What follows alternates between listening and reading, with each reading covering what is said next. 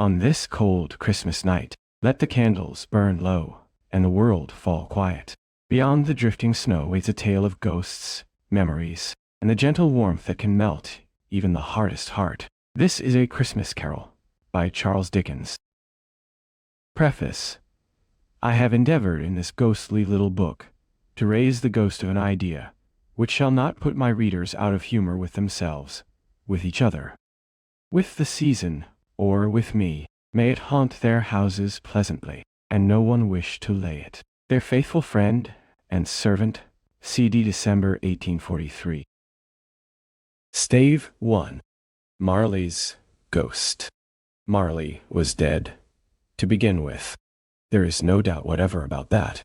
The register of his burial was signed by the clergyman, the clerk, the undertaker, and the chief mourner. Scrooge signed it, and Scrooge's name was good upon change, for anything he chose to put his hand to. Old Marley was as dead as a doornail. Mind, I don't mean to say that I know, of my own knowledge, what there is particularly dead about a doornail. I might have been inclined myself to regard a coffin nail as the deadest piece of ironmongery in the trade, but the wisdom of our ancestors is in the simile, and my unhallowed hands shall not disturb it, or the country's done for. You will therefore permit me to repeat emphatically that Marley was as dead as a doornail. Scrooge knew he was dead. Of course he did. How could it be otherwise? Scrooge and he were partners, for I don't know how many years. Scrooge was his sole executor, his sole administrator, his sole assign, his sole residuary legatee, his sole friend, and sole mourner. And even Scrooge was not so dreadfully cut up by the sad event, but that he was an excellent man of business on the very day of the funeral, and solemnized it with an undoubted bargain. The mention of Marley's funeral brings me back to the point I started from. There is no doubt that Marley was dead. This must be distinctly understood, or nothing wonderful can come of the story I am going to relate. If we were not perfectly convinced that Hamlet's father died before the play began, there would be nothing more remarkable in his taking a stroll at night, in an easterly wind, upon his own ramparts, than there would be in any other middle-aged gentleman rashly turning out after dark in a breezy spot, say St. Paul's churchyard, for instance, literally to astonish his son's weak mind. Scrooge never painted out old Marley's name. There it stood, years afterwards, above the warehouse door, Scrooge and Marley. The firm was known as Scrooge and Marley. Sometimes people new to the business called Scrooge, and sometimes Marley, but he answered to both names. It was all the same to him. Oh, but he was a tight-fisted hand at the grindstone. Scrooge! A squeezing, wrenching, grasping, scraping, clutching, covetous old sinner, hard and sharp as flint, from which no steel had ever struck out generous fire. Secret and self-contained, and solitary as an oyster. The cold within him froze his old features, nipped his pointed nose, shriveled his cheek, stiffened his gait, made his eyes red, his thin lips blue, and spoke out shrewdly in his grating voice. A frosty rime was on his head, and on his eyebrows, and his wiry chin. He carried his own low temperature always about with him. He iced his office in the dog days, and didn't thaw it 1 degree at Christmas. External heat and cold had little influence on Scrooge. No warmth could warm, no wintry weather chill him.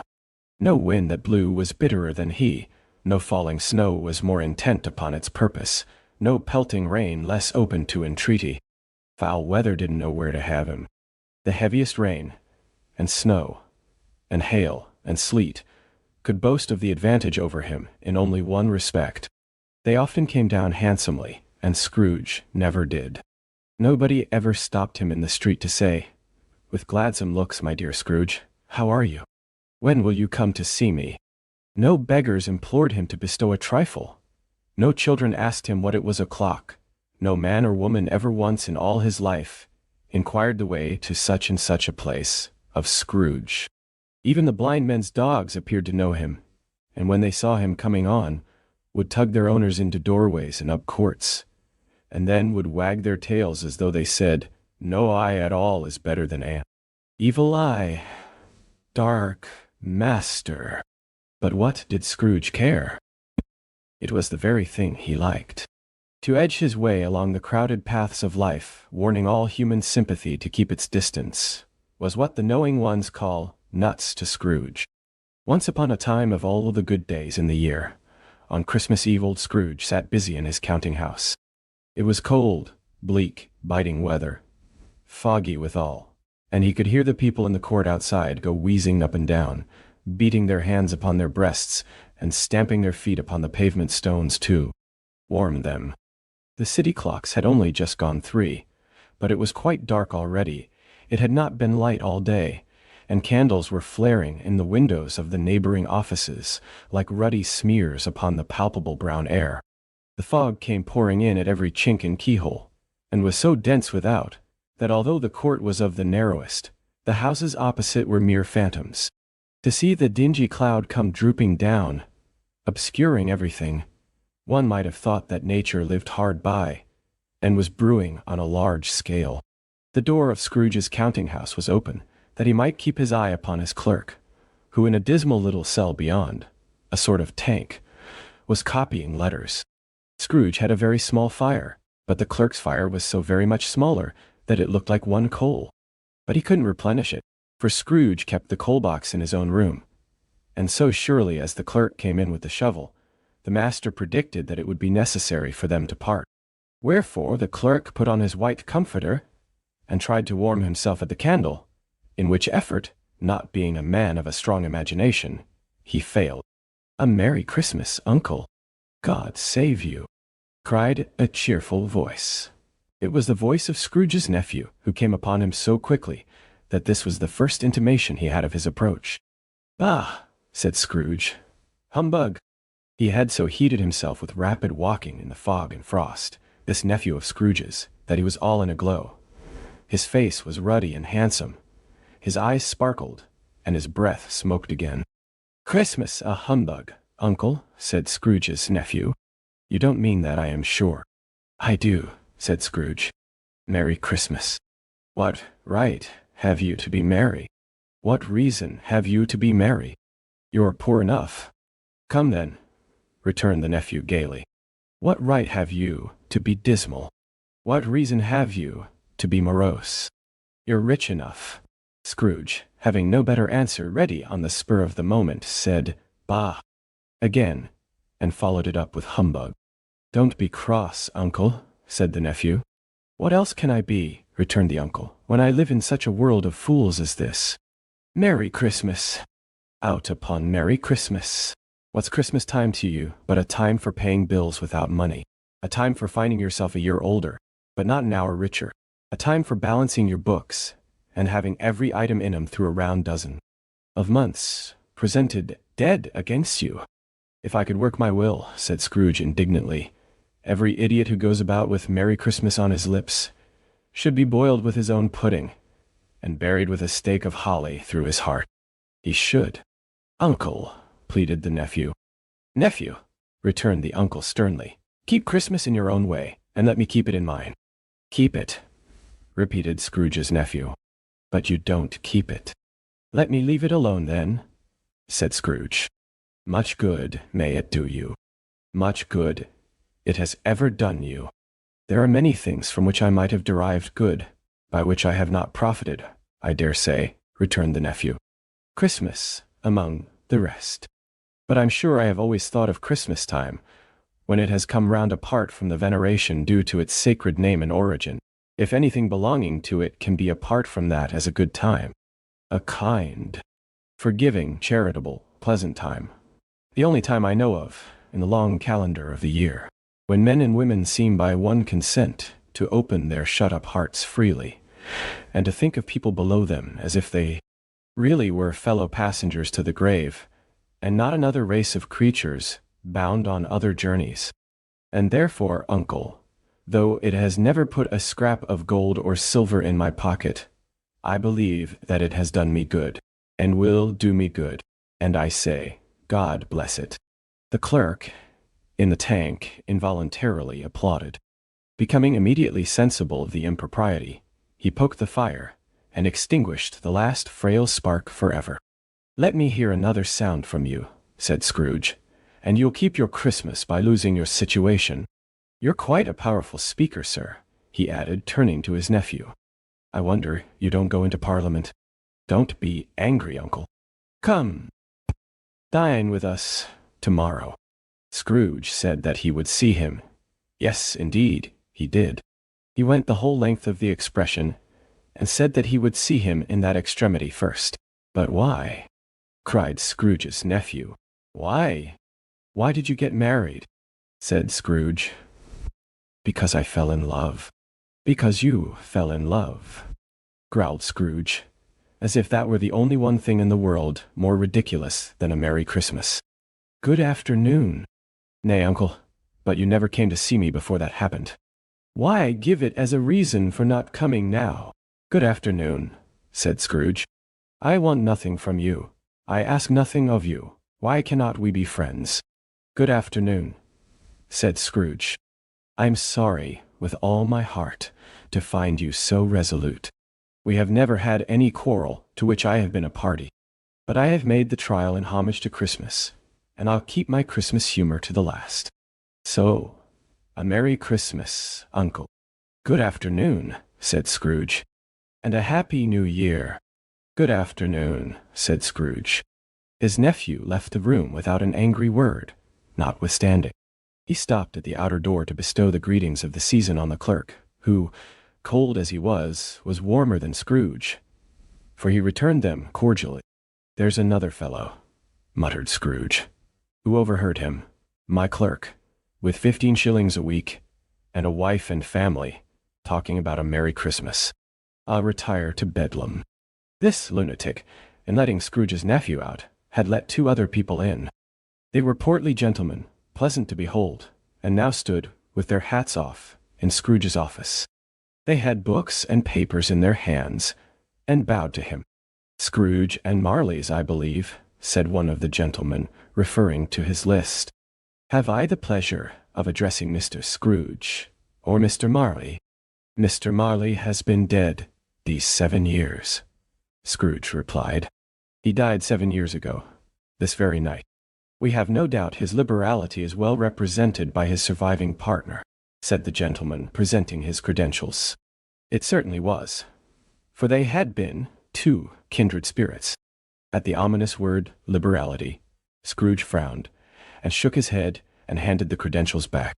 "At this festive season of the year, Mr. Scrooge," said the gentleman, taking up a pen, "it is more than usually desirable that we should make some slight provision for the poor and destitute, who suffer greatly. At the present time, many thousands are in want of common necessaries. Hundreds of thousands are in want of common comforts, sir." "Are there no prisons?" asked Scrooge. "Plenty of prisons," said the gentleman, laying down the pen again. "And the Union workhouses?" demanded Scrooge. "Are they still in operation?" "They are." "Still," returned the gentleman, "I wish I could say they were not." "The treadmill and the poor law are in full vigor, then?" said Scrooge. "Both very busy, sir." "Oh, I was afraid, from what you said at first, that something had occurred to stop them in their useful course," said Scrooge. "I'm very glad to hear it. Under the impression that they scarcely furnish Christian cheer of mind or body to the multitude," returned the gentleman, "a few of us are endeavoring to raise a fund to buy the poor some meat and drink and means of warmth. We choose this time because it is a time, of all others, when want is keenly felt, and abundance rejoices. What shall I put you down for?"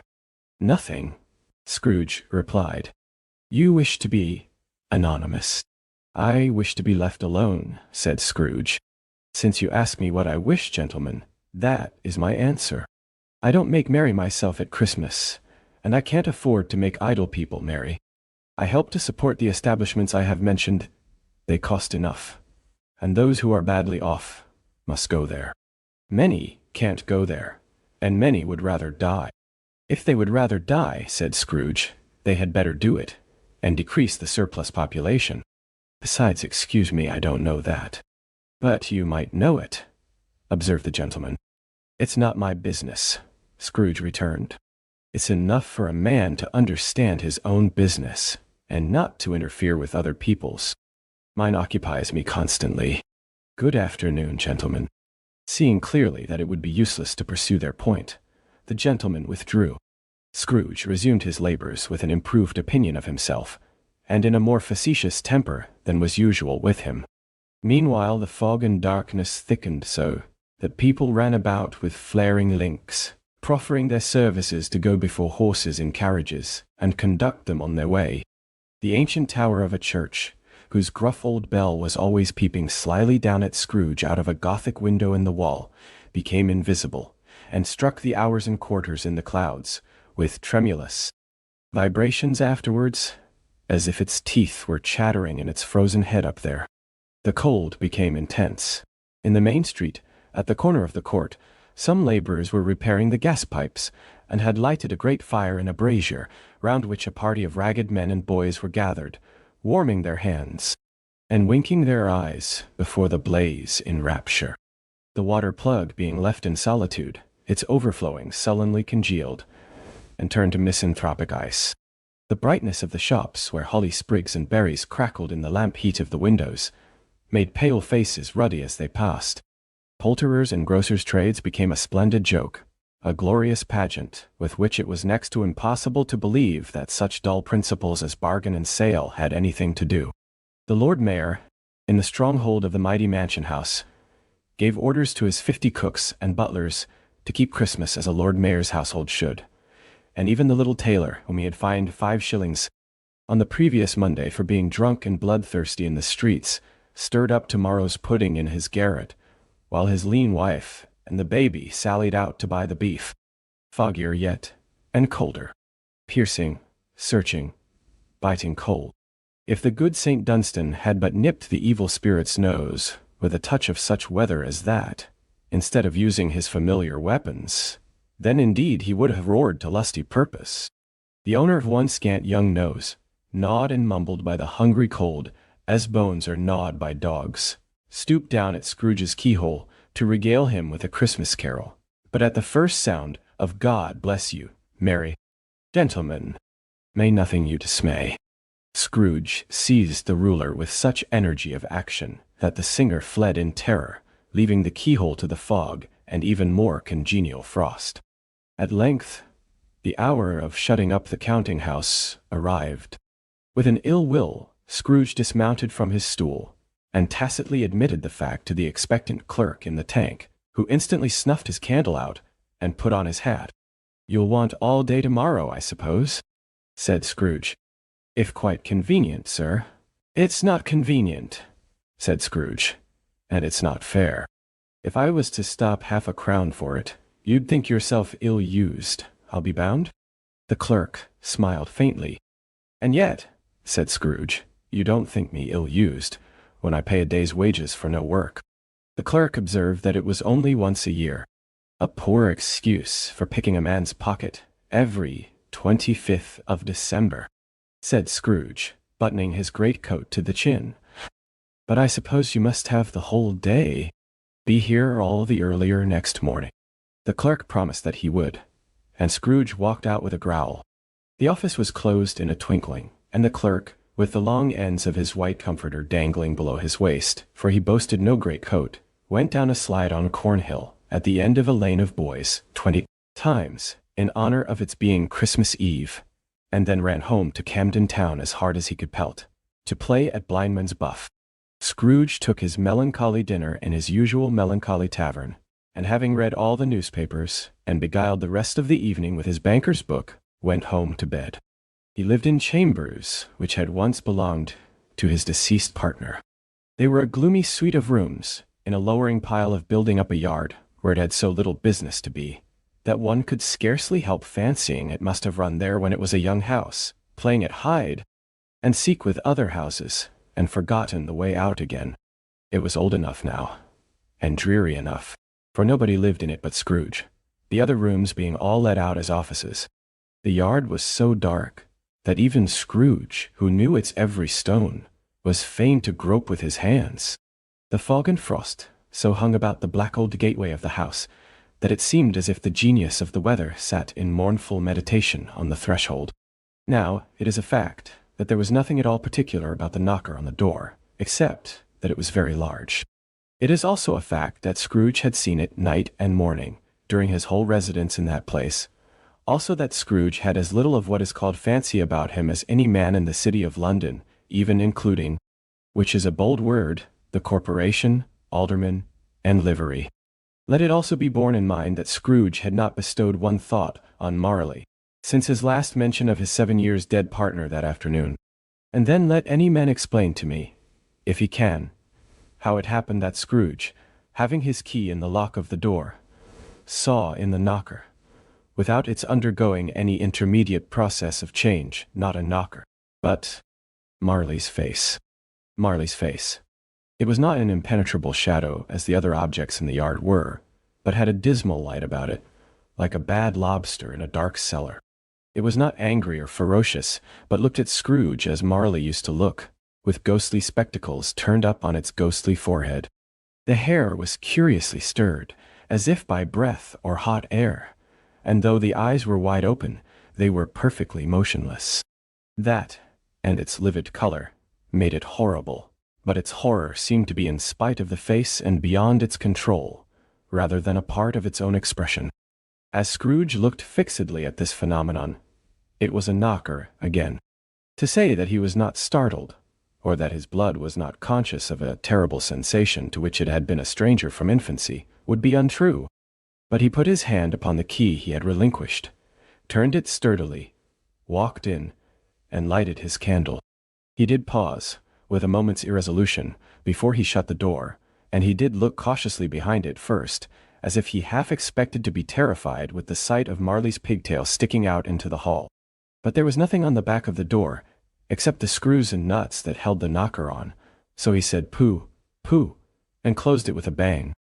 The sound resounded through the house like thunder. Every room above, and every cask in the wine merchant's cellars below, appeared to have a separate peal of echoes of its own. Scrooge was not a man to be frightened by echoes. He fastened the door and walked across the hall and up the stairs, slowly too, trimming his candle as he went. You may talk vaguely about driving a coach and six up a good old flight of stairs, or through a bad young Act of Parliament, but I mean to say you might have got a hearse up that staircase and taken it broadwise, with the splinter bar towards the wall and the door towards the balustrades, and done it easy. There was plenty of width for that, and room to spare, which is perhaps the reason why Scrooge thought he saw a locomotive hearse going on before him in the gloom. Half a dozen gas lamps out of the street wouldn't have lighted the entry too well, so you may suppose that it was pretty dark with Scrooge's dip. Up Scrooge went, not caring a button for that. Darkness is cheap, and Scrooge liked it. But before he shut his heavy door, he walked through his rooms to see that all was right. He had just enough recollection of the face to desire to do that. Sitting room, bedroom, lumber room, all as they should be. Nobody under the table. Nobody under the sofa. A small fire in the grate. Spoon and basin ready, and the little saucepan of gruel. Scrooge had a cold in his head. Upon the hob. Nobody under the bed. Nobody in the closet. Nobody in his dressing gown, which was hanging up in a suspicious attitude against the wall. Lumber room as usual. Old fireguard, old shoes. 2 fish baskets. Washing stand on 3 legs, and a poker. Quite satisfied, he closed his door, and locked himself in. Double-locked himself in, which was not his custom. Thus secured against surprise, he took off his cravat, put on his dressing gown and slippers, and his nightcap, and sat down before the fire to take his gruel. It was a very low fire indeed, nothing on such a bitter night. He was obliged to sit close to it, and brood over it, before he could extract the least sensation of warmth from such a handful of fuel. The fireplace was an old one, built by some Dutch merchant long ago, and paved all round with quaint Dutch tiles, designed to illustrate the scriptures. There were Cains and Abels, Pharaoh's daughters, queens of Sheba, angelic messengers descending through the air on clouds like feather beds, Abrahams, Belshazzars, apostles putting off to sea in butter boats, hundreds of figures to attract his thoughts. And yet that face of Marley, 7 years dead, came like the ancient prophet's rod, and swallowed up the whole. If each smooth tile had been a blank at first, with power to shape some picture on its surface from the disjointed fragments of his thoughts, there would have been a copy of old Marley's head on every one. "Humbug," said Scrooge, and walked across the room. After several turns, he sat down again. As he threw his head back in the chair, his glance happened to rest upon a bell, a disused bell, that hung in the room, and communicated for some purpose now forgotten with a chamber in the highest story of the building. It was with great astonishment, and with a strange, inexplicable dread, that as he looked, he saw this bell begin to swing. It swung so softly in the outset that it scarcely made a sound, but soon it rang out loudly, and so did every bell in the house. This might have lasted half a minute or a minute, but it seemed an hour. The bells ceased as they had begun together. They were succeeded by a clanking noise, deep down below, as if some person were dragging a heavy chain over the casks in the wine merchant's cellar. Scrooge then remembered to have heard that ghosts in haunted houses were described as dragging chains. The cellar door flew open with a booming sound, and then he heard the noise much louder, on the floors below, then coming up the stairs, then coming straight towards his door. "It's humbug still," said Scrooge. "I won't believe it." His color changed, though, when, without a pause, it came on through the heavy door, and passed into the room before his eyes. Upon its coming in, the dying flame leaped up, as though it cried, "I know him, Marley's ghost," and fell again. The same face. The very same. Marley in his pigtail, usual waistcoat, tights, and boots, the tassels on the latter bristling, like his pigtail, and his coat skirts and the hair upon his head. The chain he drew was clasped about his middle.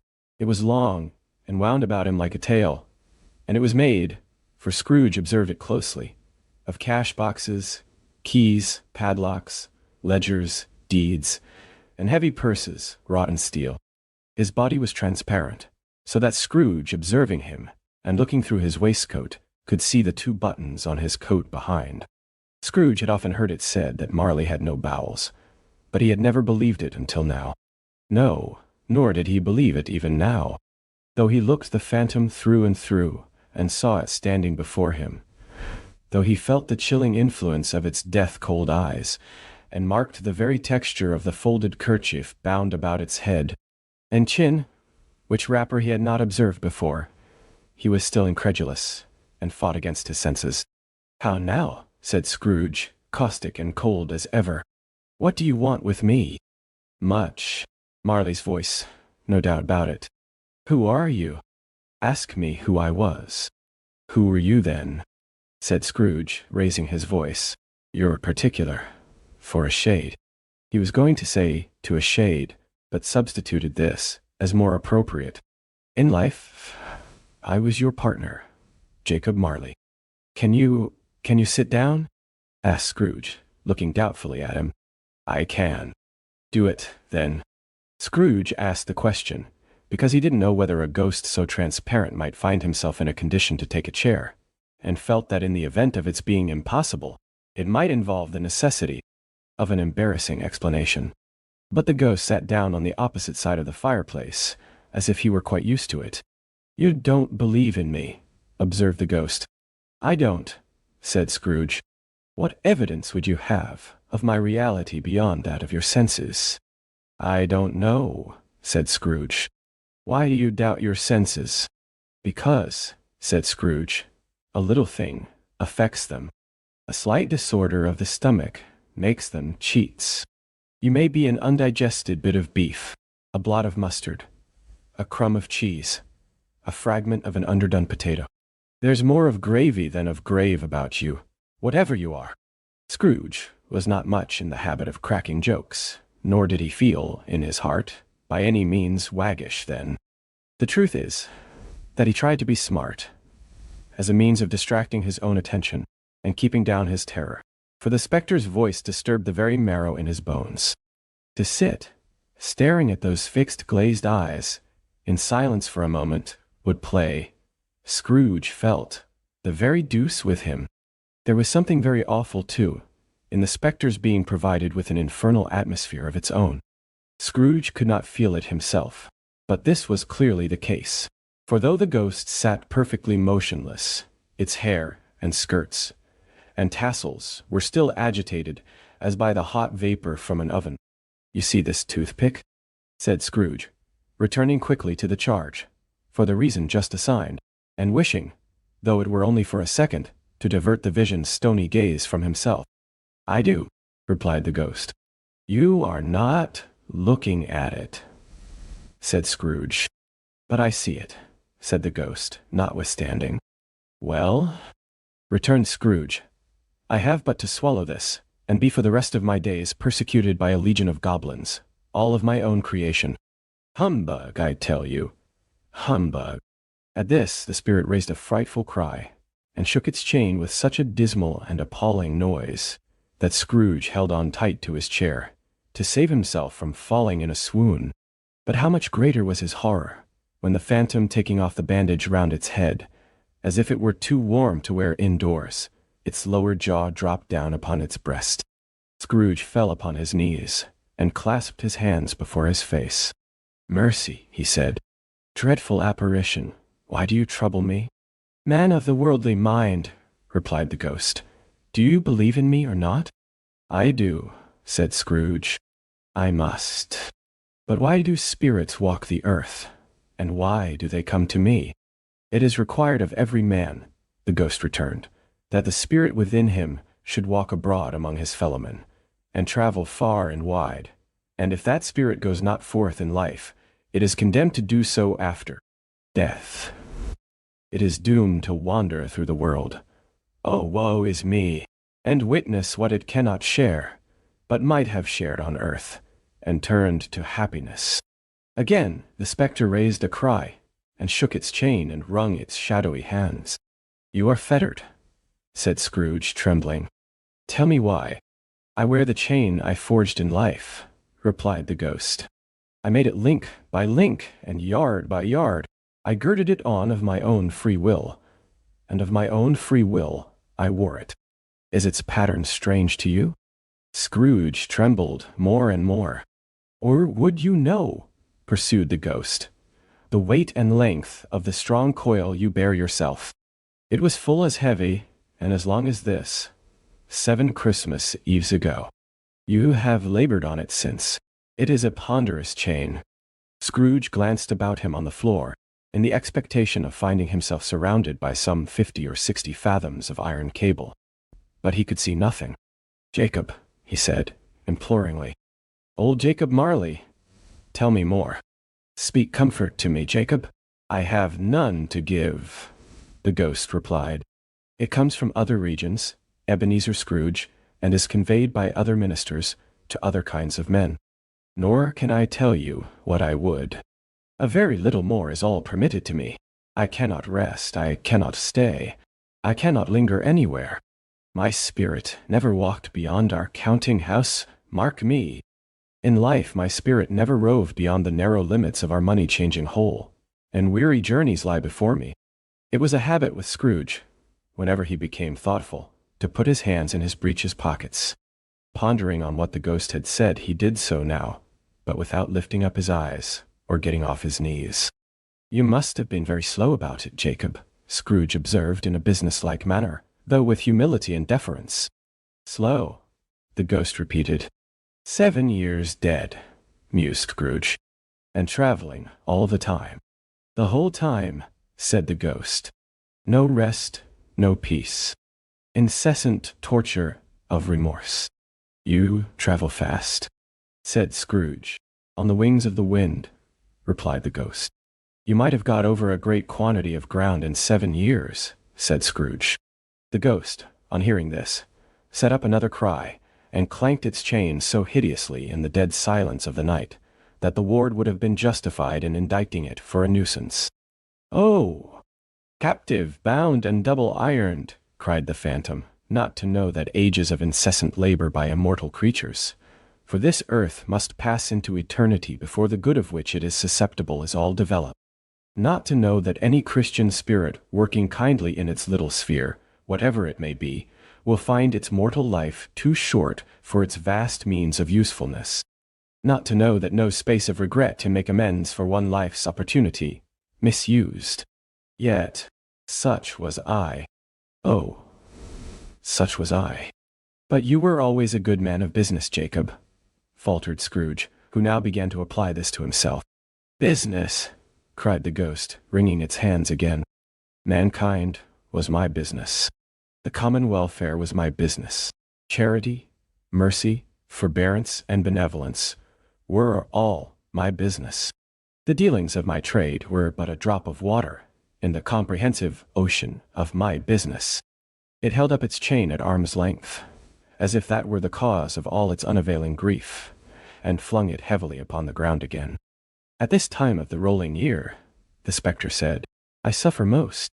Why did I walk through crowds of fellow beings with my eyes turned down, and never raise them to that blessed star which led the wise men to a poor abode? Were there no poor homes to which its light would have conducted me? Scrooge was very much dismayed to hear the spectre going on at this rate, and began to quake exceedingly. Hear me, cried the ghost. My time is nearly gone. I will, said Scrooge. But don't be hard upon me. Don't be flowery, Jacob. Pray, how it is that I appear before you in a shape that you can see, I may not tell.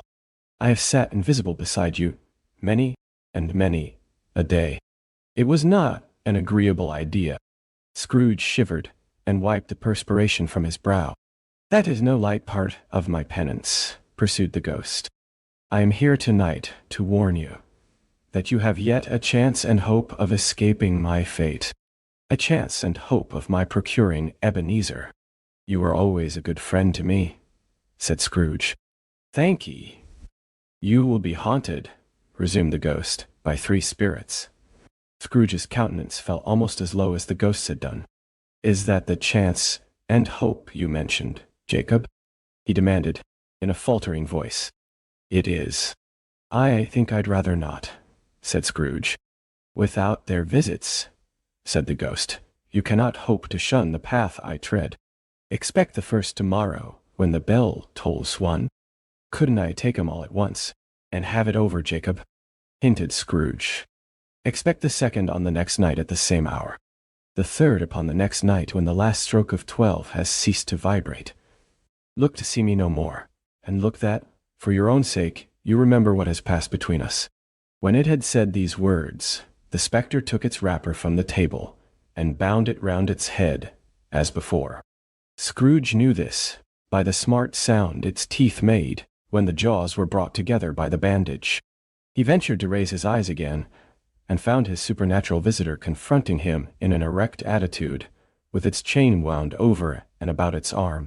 The apparition walked backward from him, and at every step it took, the window raised itself a little, so that when the spectre reached it, it was wide open. It beckoned Scrooge to approach, which he did. When they were within 2 paces of each other, Marley's ghost held up its hand, warning him to come no nearer. Scrooge stopped. Not so much in obedience as in surprise and fear, for on the raising of the hand, he became sensible of confused noises in the air, incoherent sounds of lamentation and regret, wailings inexpressibly sorrowful and self-accusatory. The spectre, after listening for a moment, joined in the mournful dirge, and floated out upon the bleak, dark night. Scrooge followed to the window, desperate in his curiosity. He looked out. The air was filled with phantoms, wandering hither and thither in restless haste, and moaning as they went. Every one of them wore chains like Marley's ghost. Some few, they might be guilty governments, were linked together. None were free. Many had been personally known to Scrooge in their lives. He had been quite familiar with one old ghost, in a white waistcoat, with a monstrous iron safe attached to its ankle, who cried piteously at being unable to assist a wretched woman with an infant, whom it saw below, upon a doorstep.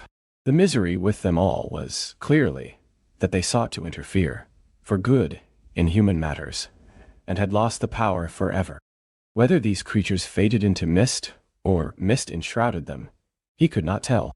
But they, and their spirit voices faded together, and the night became as it had been when he walked home. Scrooge closed the window, and examined the door by which the ghost had entered.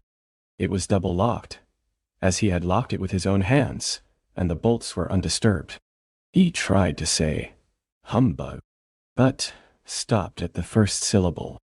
And being, from the emotion he had undergone, or the fatigues of the day, or his glimpse of the invisible world, or the dull conversation of the ghost, or the lateness of the hour, much in need of repose, went straight to bed without undressing, and fell asleep upon the instant.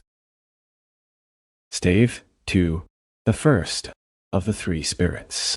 When Scrooge awoke, it was so dark that looking out of bed, he could scarcely distinguish the transparent window from the opaque walls of his chamber. He was endeavoring to pierce the darkness with his ferret eyes, when the chimes of a neighboring church struck the 4 quarters. So he listened for the hour.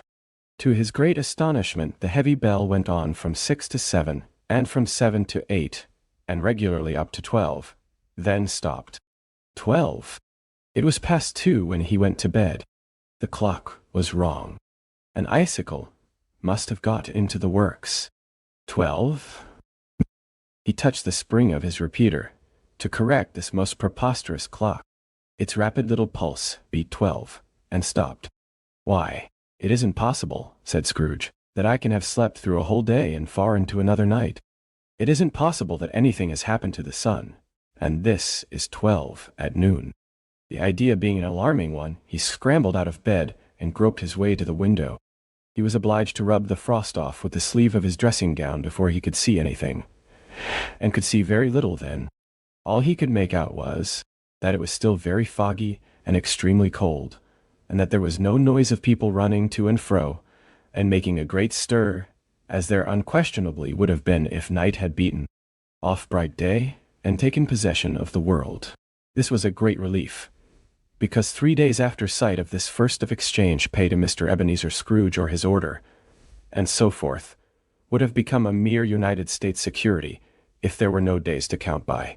Scrooge went to bed again, and thought, and thought, and thought it over and over and over, and could make nothing of it. The more he thought, the more perplexed he was, and the more he endeavored not to think, the more he thought. Marley's ghost bothered him exceedingly. Every time he resolved within himself, after mature inquiry, that it was all a dream, his mind flew back again, like a strong spring released, to its first position, and presented the same problem to be worked all through. Was it a dream or not? Scrooge lay in this state until the chime had gone 3 quarters more, when he remembered, on a sudden, that the ghost had warned him of a visitation when the bell tolled 1. He resolved to lie awake until the hour was past, and, considering that he could no more go to sleep than go to heaven, this was perhaps the wisest resolution in his power. The quarter was so long that he was more than once convinced he must have sunk into a doze unconsciously and missed the clock. At length it broke upon his listening ear. Ding dong! "A quarter past," said Scrooge, counting. Ding dong! "Half past," said Scrooge. Ding dong! "A quarter to it," said Scrooge. Ding dong! "The hour itself," said Scrooge triumphantly, "and nothing else." He spoke before the hour bell sounded, which it now did with a deep, dull, hollow, melancholy one. Light flashed up in the room upon the instant, and the curtains of his bed were drawn. The curtains of his bed were drawn aside, I tell you, by a hand. Not the curtains at his feet, nor the curtains at his back, but those to which his face was addressed. The curtains of his bed were drawn aside, and Scrooge, starting up into a half-recumbent attitude, found himself face to face with the unearthly visitor who drew them, as close to it as I am now to you, and I am standing, in the spirit, at your elbow. It was a strange figure, like a child, yet not so like a child as like an old man, viewed through some supernatural medium, which gave him the appearance of having receded from the view, and being diminished to a child's proportions. Its hair, which hung about its neck and down its back, was white, as if with age, and yet the face had not a wrinkle in it, and the tenderest bloom was on the skin. The arms were very long and muscular. the hands the same as if its hold were of uncommon strength. Its legs and feet, most delicately formed, were, like those upper members, bare. It wore a tunic of the purest white, and round its waist was bound a lustrous belt, the sheen of which was beautiful. It held a branch of fresh green holly in its hand, and, in singular contradiction of that wintry emblem, had its dress trimmed with summer flowers.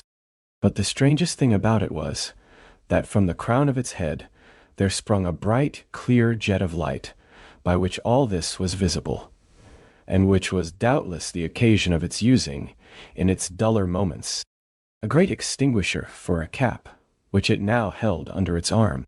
Even this, though, when Scrooge looked at it with increasing steadiness, was not its strangest quality. For as its belt sparkled and glittered now in one part, and now in another, and what was light one instant, at another time was dark, so the figure itself fluctuated in its distinctness, being now a thing with one arm, now with one leg, now with 20 legs, now a pair of legs without a head, now a head without a body, of which dissolving parts no outline would be visible in the dense gloom wherein they melted away. And in the very wonder of this, it would be itself again, distinct and clear as ever. "Are you the spirit, sir, whose coming was foretold to me?"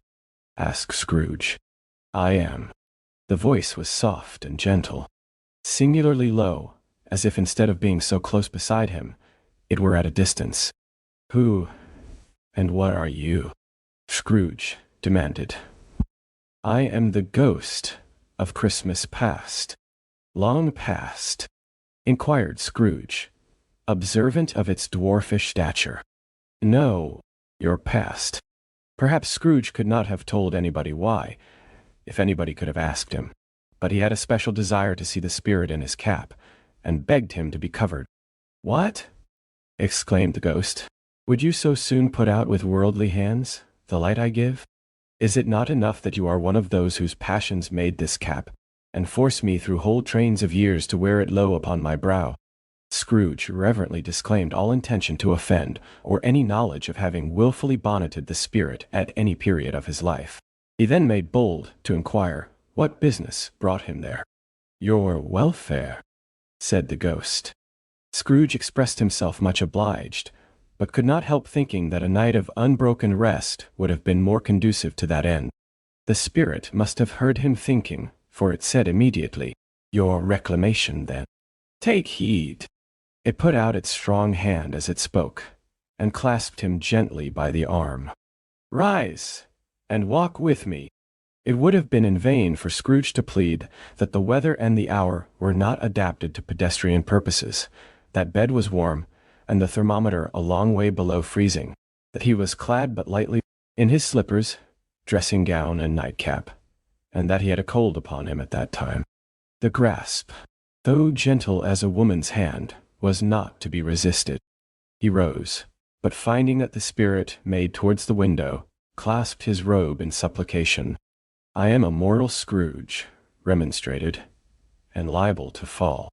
"Bear but a touch of my hand there," said the spirit, laying it upon his heart, "and you shall be upheld in more than this." As the words were spoken, they passed through the wall, and stood upon an open country road, with fields on either hand. The city had entirely vanished. Not a vestige of it was to be seen. The darkness and the mist had vanished with it, for it was a clear, cold winter day, with snow upon the ground. "Good heaven!" said Scrooge, clasping his hands together as he looked about him. "I was bred in this place. I was a boy here." The spirit gazed upon him mildly.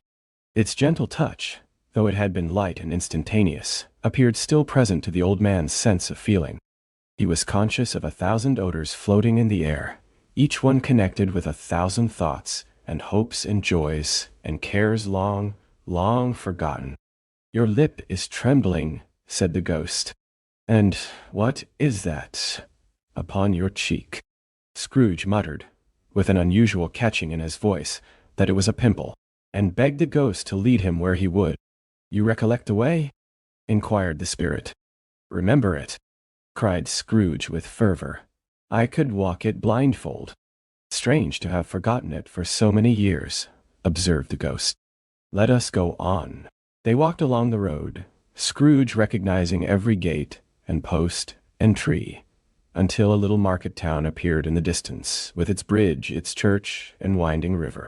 Some shaggy ponies now were seen trotting towards them, with boys upon their backs, who called to other boys in country gigs and carts, driven by farmers. All these boys were in great spirits, and shouted to each other, until the broad fields were so full of merry music that the crisp air laughed to hear it. "These are but shadows of the things that have been," said the ghost. "They have no consciousness of us." The jocund travelers came on, and as they came, Scrooge knew and named them every one. Why was he rejoiced beyond all bounds to see them? Why did his cold eye glisten and his heart leap up as they went past? Why was he filled with gladness when he heard them give each other Merry Christmas, as they parted at crossroads and byways for their several homes? What was Merry Christmas to Scrooge? Out upon Merry Christmas! What good had it ever done to him? "The school is not quite deserted," said the ghost. "A solitary child, neglected by his friends, is left there still." Scrooge, said he, knew it, and he sobbed. They left the high road by a well-remembered lane, and soon approached a mansion of dull red brick, with a little weathercock-surmounted cupola on the roof and a bell hanging in it. It was a large house, but one of broken fortunes, for the spacious offices were little used. Their walls were damp and mossy, their windows broken, and their gates decayed. Fowls clucked and strutted in the stables, and the coach-houses and sheds were overrun with grass. Nor was it more retentive of its ancient state within, for entering the dreary hall, and glancing through the open doors of many rooms, they found them poorly furnished, cold, and vast. There was an earthy savor in the air, a chilly bareness in the place, which associated itself somehow with too much getting up by candlelight, and not too much to eat. They went, the ghost and Scrooge, across the hall, to a door at the back of the house. It opened before them, and disclosed a long, bare, melancholy room, made barer still by lines of plain deal forms and desks. At one of these, a lonely boy was reading near a feeble fire, and Scrooge sat down upon a form, and wept to see his poor forgotten self, as he used to be. Not a latent echo in the house, not a squeak and scuffle from the mice behind the paneling, not a drip from the half-thawed water-spout in the dull yard behind, not a sigh among the leafless boughs of one despondent poplar, not the idle swinging of an empty storehouse door, no, not a clicking in the fire, but fell upon the heart of Scrooge with a softening influence, and gave a freer passage to his tears. The spirit touched him on the arm, and pointed to his younger self, intent upon his reading. Suddenly a man in foreign garments, wonderfully real and distinct to look at, stood outside the window, with an axe stuck in his belt, and leading by the bridle an ass laden with wood. "Why, it's Ali Baba!" Scrooge exclaimed in ecstasy. "It's dear old honest Ali Baba. Yes, yes, I know. One Christmas time, when yonder solitary child was left here all alone, he did come for the first time, just like that. Poor boy! And Valentine," said Scrooge, "and his wild brother Orson, there they go. And what's his name, who was put down in his drawers, asleep, at the gate of Damascus? Don't you see him? And the Sultan's groom turned upside down by the genie. There he is upon his head. Serve him right. I'm glad of it. What business had he to be married to the princess?" To hear Scrooge expending all the earnestness of his nature on such subjects, in a most extraordinary voice between laughing and crying, and to see his heightened and excited face, would have been a surprise. To business friends in the city, indeed. "There's the parrot," cried Scrooge. "Green body and yellow tail, with a thing like a lettuce growing out of the top of his head. There he is. Poor Robin Crusoe, he called him, when he came home again, after sailing round the island. Poor Robin Crusoe, where have you been, Robin Crusoe?" The man thought he was dreaming, but he wasn't. It was the parrot, you know. There goes Friday, running for his life to the little creek. "Halloa! Hoop. Halloo. Then, with a rapidity of transition very foreign to his usual character, he said, in pity for his former self, "Poor boy," and cried again. "I wish," Scrooge muttered, putting his hand in his pocket, and looking about him after drying his eyes with his cuff. "But it's too late now." "What is the matter?" asked the spirit. "Nothing," said Scrooge. "Nothing. There was a boy singing a Christmas carol at my door last night. I should like to have given him something. That's all." The ghost smiled thoughtfully, and waved its hand, saying as it did so, "Let us see another Christmas." Scrooge's former self grew larger at the words, and the room became a little darker and more dirty. The panels shrunk, the windows cracked, fragments of plaster fell out of the ceiling, and the naked laths were shown instead. But how all this was brought about, Scrooge knew no more than you do. He only knew that it was quite correct, that everything had happened so, that there he was, alone again, when all the other boys had gone home for the jolly holidays. He was not reading now, but walking up and down despairingly. Scrooge looked at the ghost, and with a mournful shaking of his head, glanced anxiously towards the door. It opened, and a little girl, much younger than the boy, came darting in, and putting her arms about his neck, and often kissing him, addressed him as her dear, dear brother. "I have come to bring you home, dear brother," said the child, clapping her tiny hands, and bending down to laugh. "To bring you home, home, home, home, little Fan," returned the boy. "Yes," said the child, brimful of glee. "Home, for good and all. Home, forever and ever. Father is so much kinder than he used to be, that home's like heaven. He spoke so gently to me one dear night when I was going to bed, that I was not afraid to ask him once more if you might come home, and he said yes, you should, and sent me in a coach to bring you. And you're to be a man," said the child, opening her eyes, "and are never to come back here. But first, we're to be together all the Christmas long, and have the merriest time in all the world." "You're quite a woman, little Fan," exclaimed the boy.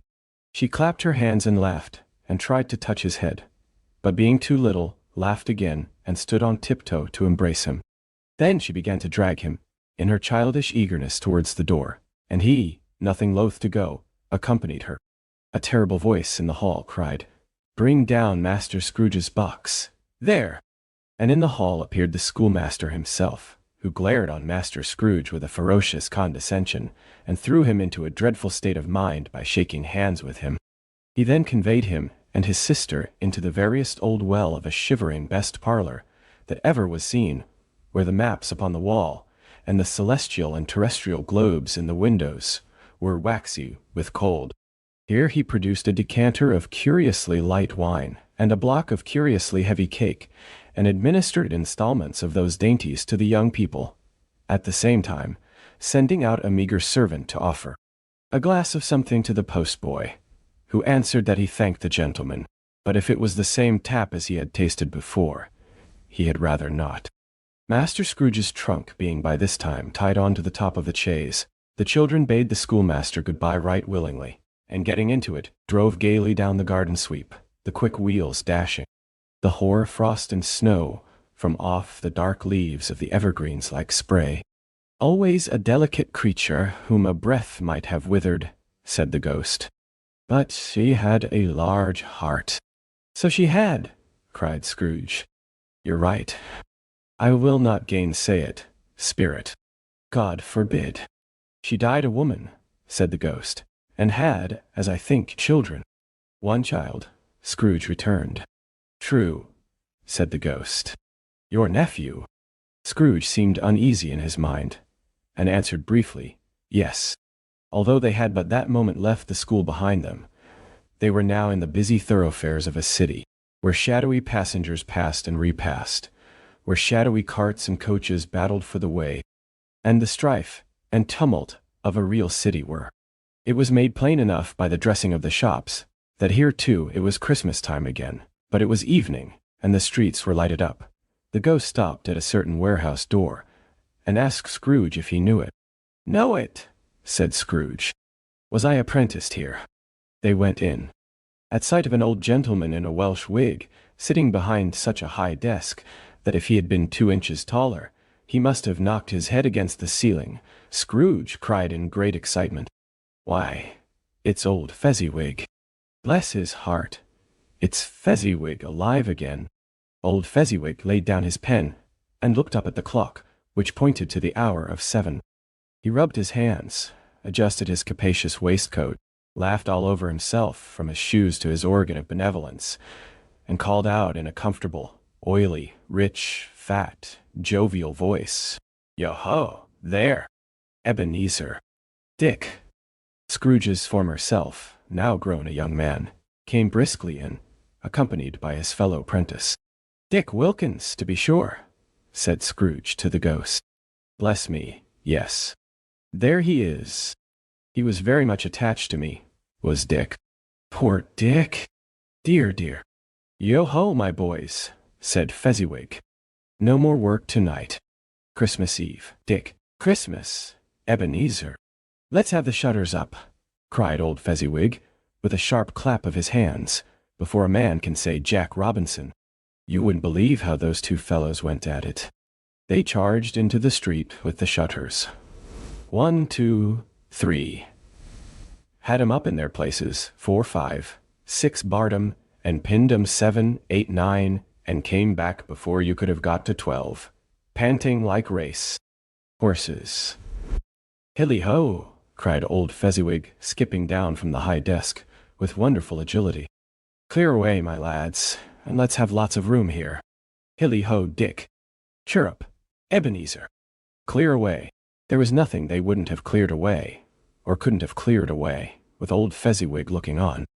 It was done in a minute. Every movable was packed off, as if it were dismissed from public life for evermore. The floor was swept and watered, the lamps were trimmed, fuel was heaped upon the fire, and the warehouse was as snug and warm and dry and bright a ballroom as you would desire to see upon a winter's night. In came a fiddler with a music book, and went up to the lofty desk, and made an orchestra of it, and tuned like 50 stomach aches. In came Mrs. Fezziwig, one vast substantial smile. In came the 3 Miss Fezziwigs, beaming and lovable. In came the 6 young followers whose hearts they broke. In came all the young men and women employed in the business. In came the housemaid, with her cousin, the baker. In came the cook, with her brother's particular friend, the milkman. In came the boy from over the way, who was suspected of not having board enough from his master, trying to hide himself behind the girl from next door, but one, who was proved to have had her ears pulled by her mistress. In they all came, one after another, some shyly, some boldly, some gracefully, some awkwardly, some pushing, some pulling. In they all came, anyhow and everyhow. Away they all went, 20 couple at once, hands half round and back again the other way, down the middle and up again, round and round in various stages of affectionate grouping. Old top couple, always turning up wrong place. New top couple starting off again as soon as they got there. All top couples at last, and not a bottom one to help them. When this result was brought about, old Fezziwig, clapping his hands to stop the dance, cried out, "Well done!" And the fiddler plunged his hot face into a pot of porter, especially provided for that purpose. But scorning rest, upon his reappearance, he instantly began again, though there were no dancers yet, as if the other fiddler had been carried home, exhausted on a shutter, and he were a brand new man resolved to beat him out of sight, or perish. There were more dances, and there were forfeits, and more dances, and there was cake, and there was negus, and there was a great piece of cold roast, and there was a great piece of cold boiled, and there were mince pies, and plenty of beer. But the great effect of the evening came after the roast and boiled, when the fiddler, an artful dog, mind, the sort of man who knew his business better than you or I could have told it him, struck up Sir Roger de Coverley. Then old Fezziwig stood out to dance with Mrs. Fezziwig. Top couple too, with a good stiff piece of work cut out for them, 3 or 4 and 20 pair of partners, people who were not to be trifled with, people who would dance and had no notion of walking. But if they had been twice as many, 4 times old Fezziwig would have been a match for them, and so would Mrs. Fezziwig. As to her, she was worthy to be his partner, in every sense of the term. If that's not high praise, tell me higher, and I'll use it. A positive light appeared to issue from Fezziwig's calves. They shone in every part of the dance like moons. You couldn't have predicted, at any given time, what would have become of them next. And when old Fezziwig and Mrs. Fezziwig had gone all through the dance, advance and retire, both hands to your partner, bow and curtsy, corkscrew, thread the needle, and back again to your place, Fezziwig cut deftly, that he appeared to wink with his legs, and came upon his feet again without a stagger. When the clock struck 11, this domestic ball broke up. Mr. and Mrs. Fezziwig took their stations, one on either side of the door, and shaking hands with every person individually as he or she went out, wished him or her a Merry Christmas.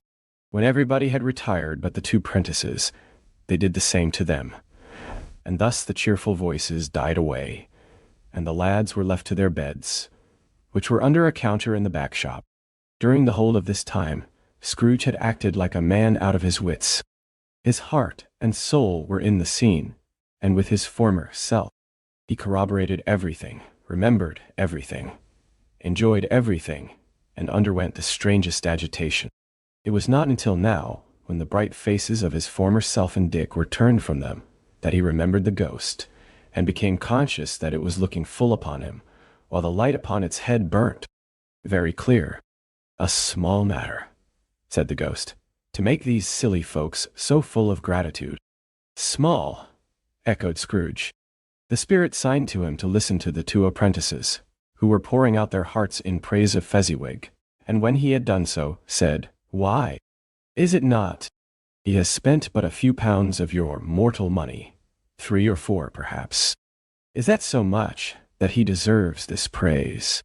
"It isn't that," said Scrooge, heated by the remark, and speaking unconsciously like his former, not his latter self.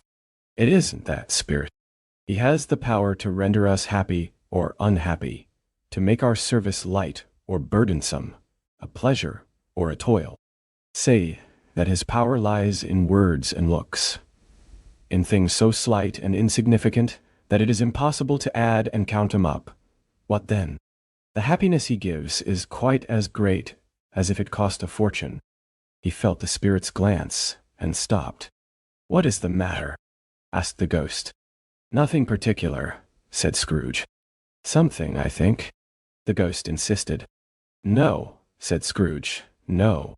I should like to be able to say a word or two to my clerk just now. That's all."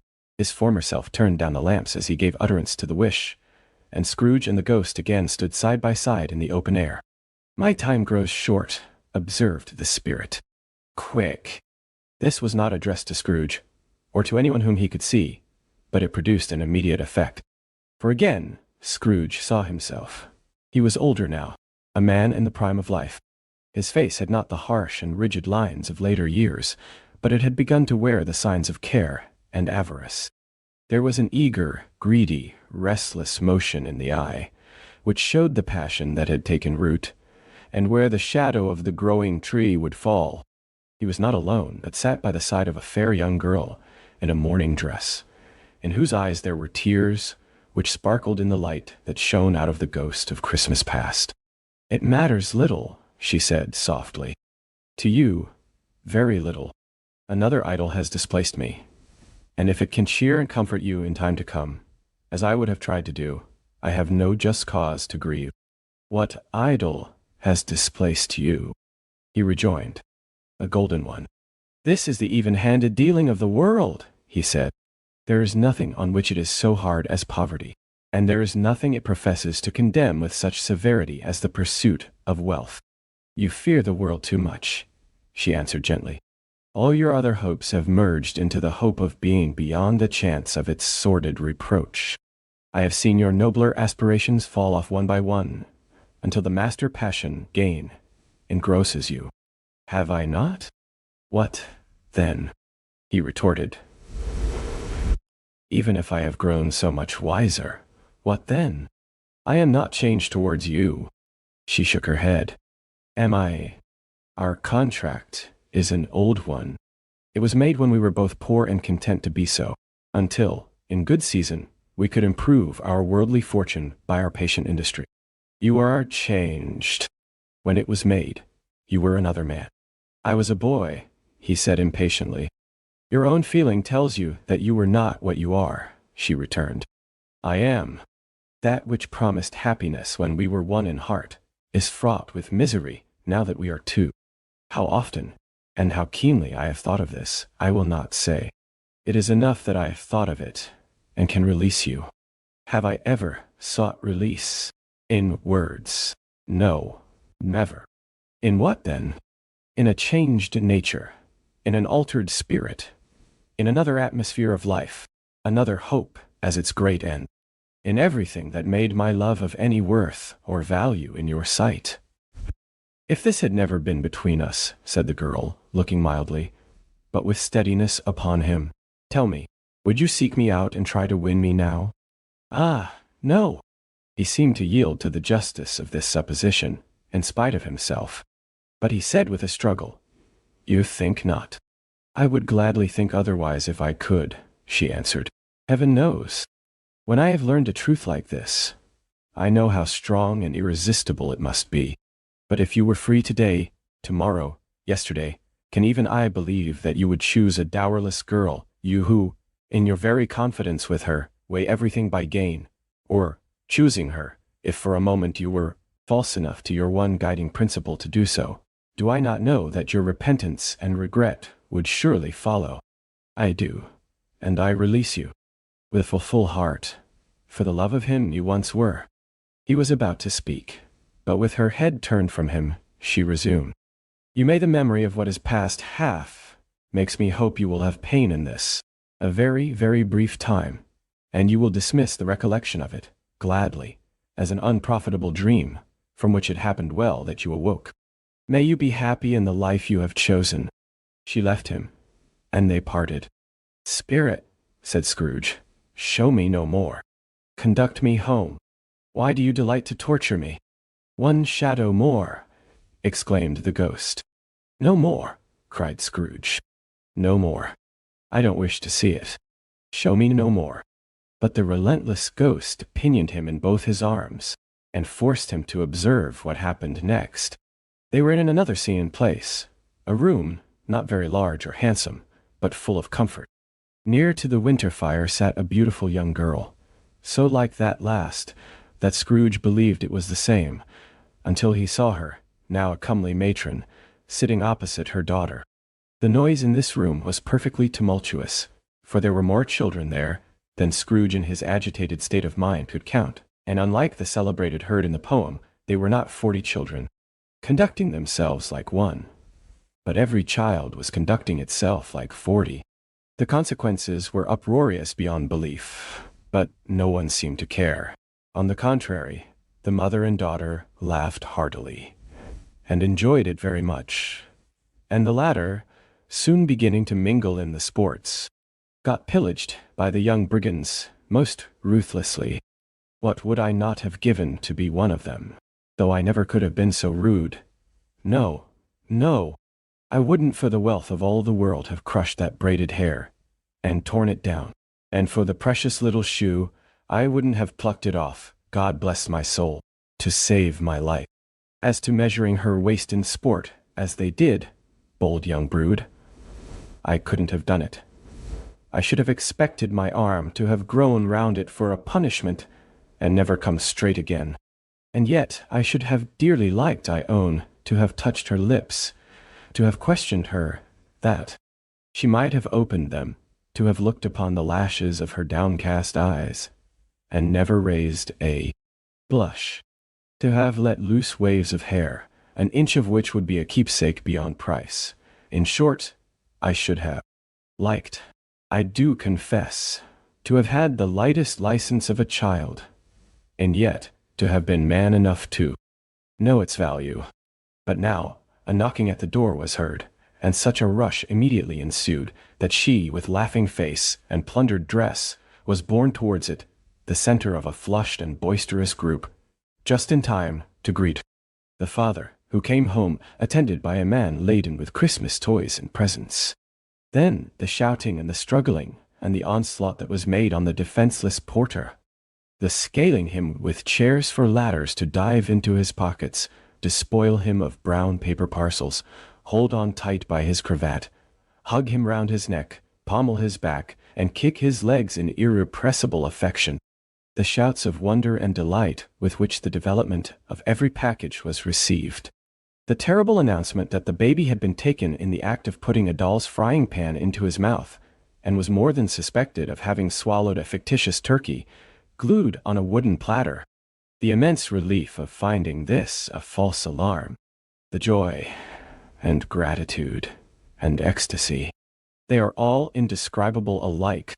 It is enough that by degrees the children and their emotions got out of the parlor, and by one stair at a time, up to the top of the house, where they went to bed, and so subsided. And now Scrooge looked on more attentively than ever, when the master of the house, having his daughter leaning fondly on him, sat down with her and her mother at his own fireside, and when he thought that such another creature, quite as graceful and as full of promise, might have called him father, and been a springtime in the haggard winter of his life, his sight grew very dim indeed. "Belle," said the husband, turning to his wife with a smile, "I saw an old friend of yours this afternoon." "Who was it?" "Guess." "How can I?" "Tut, don't I know?" she added in the same breath, laughing as he laughed. "Mr. Scrooge." Mr. Scrooge it was. I passed his office window, and as it was not shut up, and he had a candle inside, I could scarcely help seeing him. His partner lies upon the point of death, I hear. And there he sat alone. Quite alone in the world, I do believe. "Spirit," said Scrooge in a broken voice, "remove me from this place." "I told you these were shadows of the things that have been," said the ghost. "That they are what they are, do not blame me." "Remove me," Scrooge exclaimed. "I cannot bear it." He turned upon the ghost, and seeing that it looked upon him with a face, in which in some strange way there were fragments of all the faces it had shown him, wrestled with it. "Leave me. Take me back. Haunt me no longer."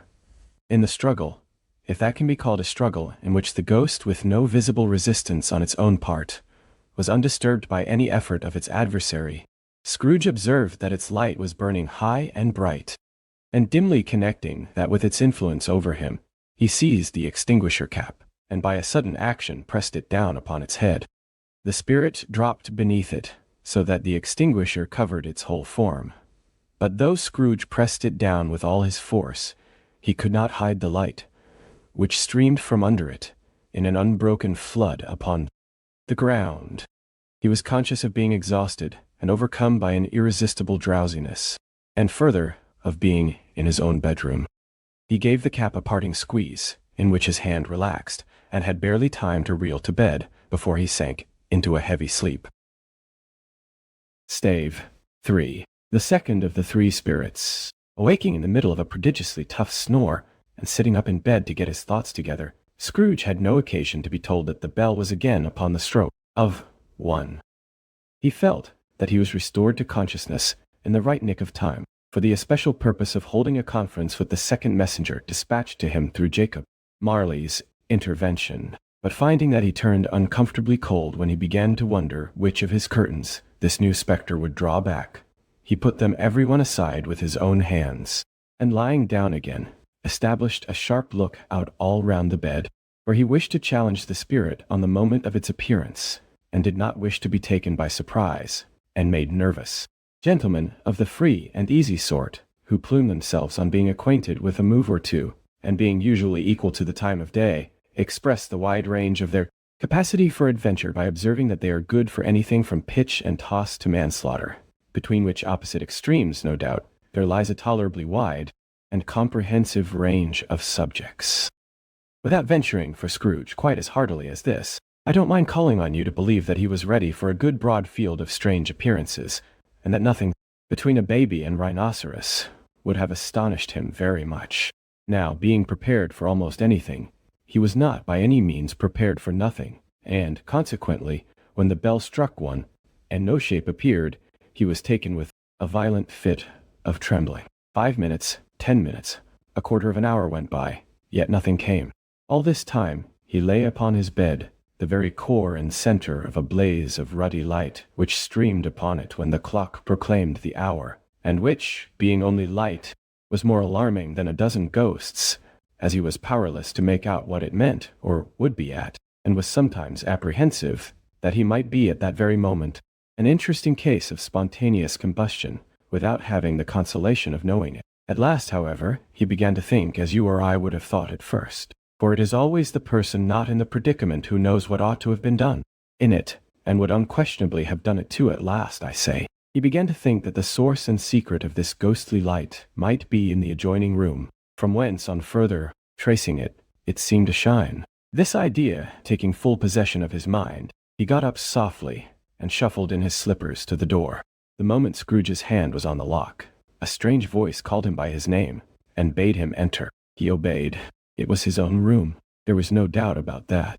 But it had undergone a surprising transformation. The walls and ceiling were so hung with living green that it looked a perfect grove, from every part of which bright gleaming berries glistened. The crisp leaves of holly, mistletoe, and ivy reflected back the light, as if so many little mirrors had been scattered there, and such a mighty blaze went roaring up the chimney, as that dull petrification of a hearth had never known in Scrooge's time, or Marley's, or for many and many a winter season gone. Heaped up on the floor, to form a kind of throne, were turkeys, geese, game, poultry, brawn, great joints of meat, sucking pigs, long wreaths of sausages, mince pies, plummas, puddings, barrels of oysters, red-hot chestnuts, cherry-cheeked apples, juicy oranges, luscious pears, immense 12th cakes and seething bowls of punch that made the chamber dim with their delicious steam. In easy state upon this couch, there sat a jolly giant, glorious to see, who bore a glowing torch, in shape not unlike Plenty's horn, and held it up, high up, to shed its light on Scrooge as he came peeping round the door. "Come in!" exclaimed the ghost. "Come in, and know me better, man." Scrooge entered timidly, and hung his head before this spirit. He was not the dogged Scrooge he had been, and though the spirit's eyes were clear and kind, he did not like to meet them. "I am the ghost of Christmas present," said the spirit. "Look upon me." Scrooge reverently did so. It was clothed in one simple green robe, or mantle, bordered with white fur. This garment hung so loosely on the figure that its capacious breast was bare, as if disdaining to be warded or concealed by any artifice. Its feet, observable beneath the ample folds of the garment, were also bare, and on its head it wore no other covering than a holly wreath, set here and there with shining icicles. Its dark brown curls were long and free as its genial face, its sparkling eye, its open hand, its cheery voice, its unconstrained demeanor, and its joyful air. Girded round its middle was an antique scabbard, but no sword was in it, and the ancient sheath was eaten up with rust. "You have never seen the like of me before," exclaimed the spirit. "Never," Scrooge made answer to it. "I've never walked forth with the younger members of my family, meaning, for I am very young, my elder brothers born in these later years," pursued the phantom. I don't think I have," said Scrooge. "I am afraid I have not." "Have you had many brothers, spirit?"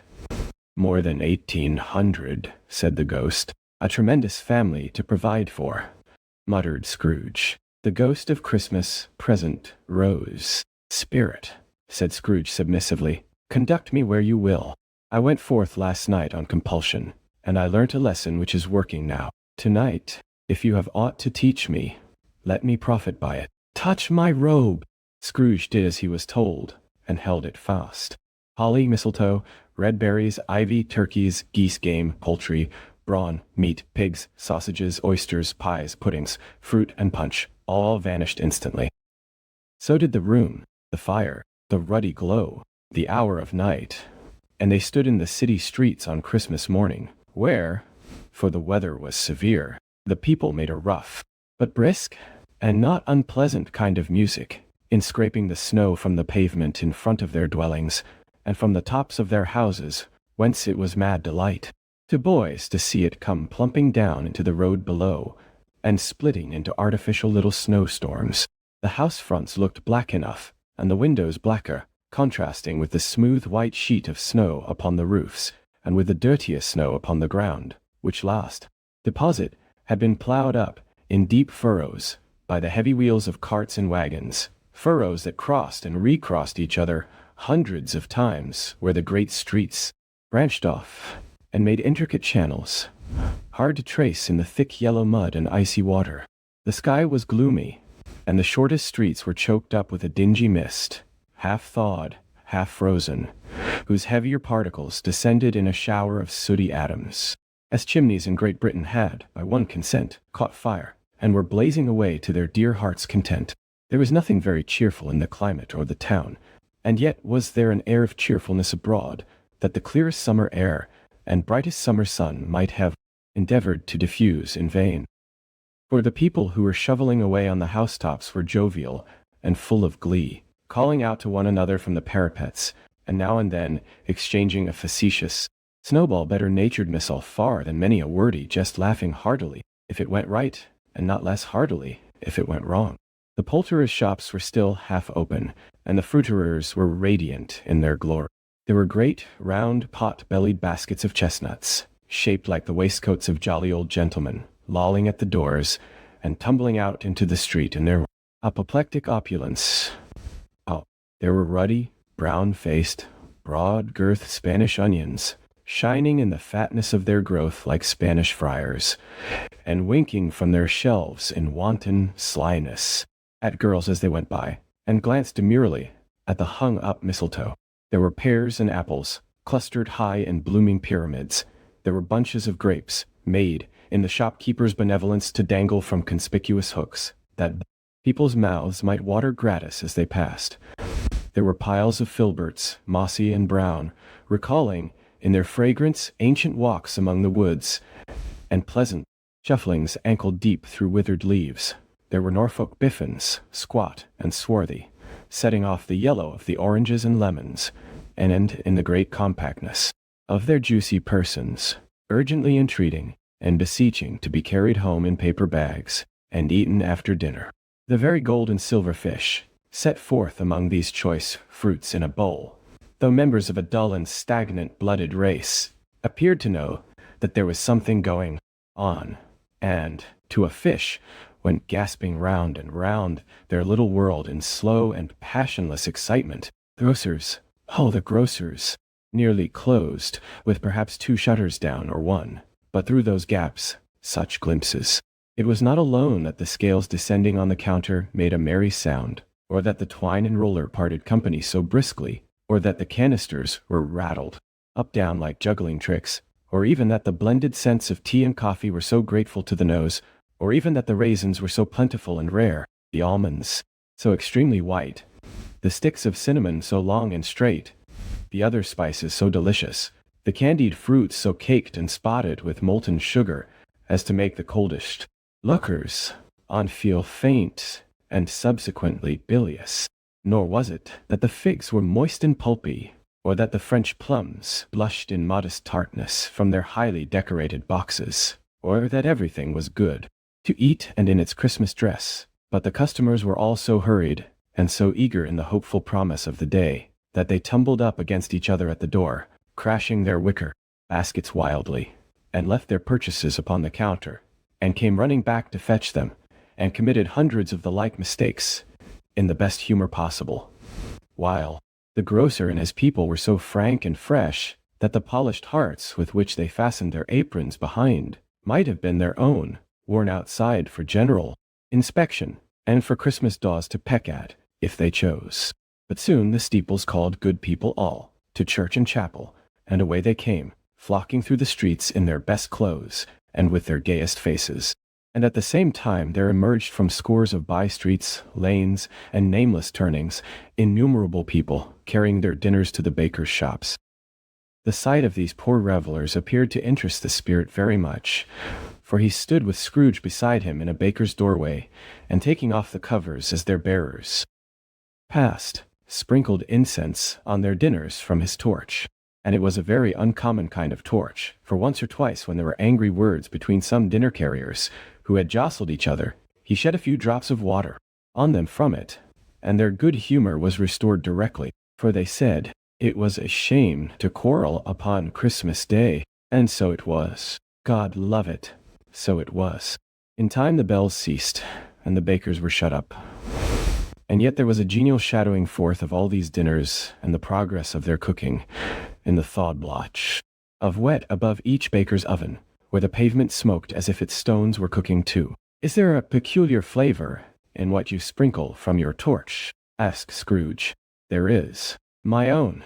Would it apply to any kind of dinner on this day? Asked Scrooge. To any kindly given to a poor one most. Why to a poor one most? Asked Scrooge. Because it needs it most.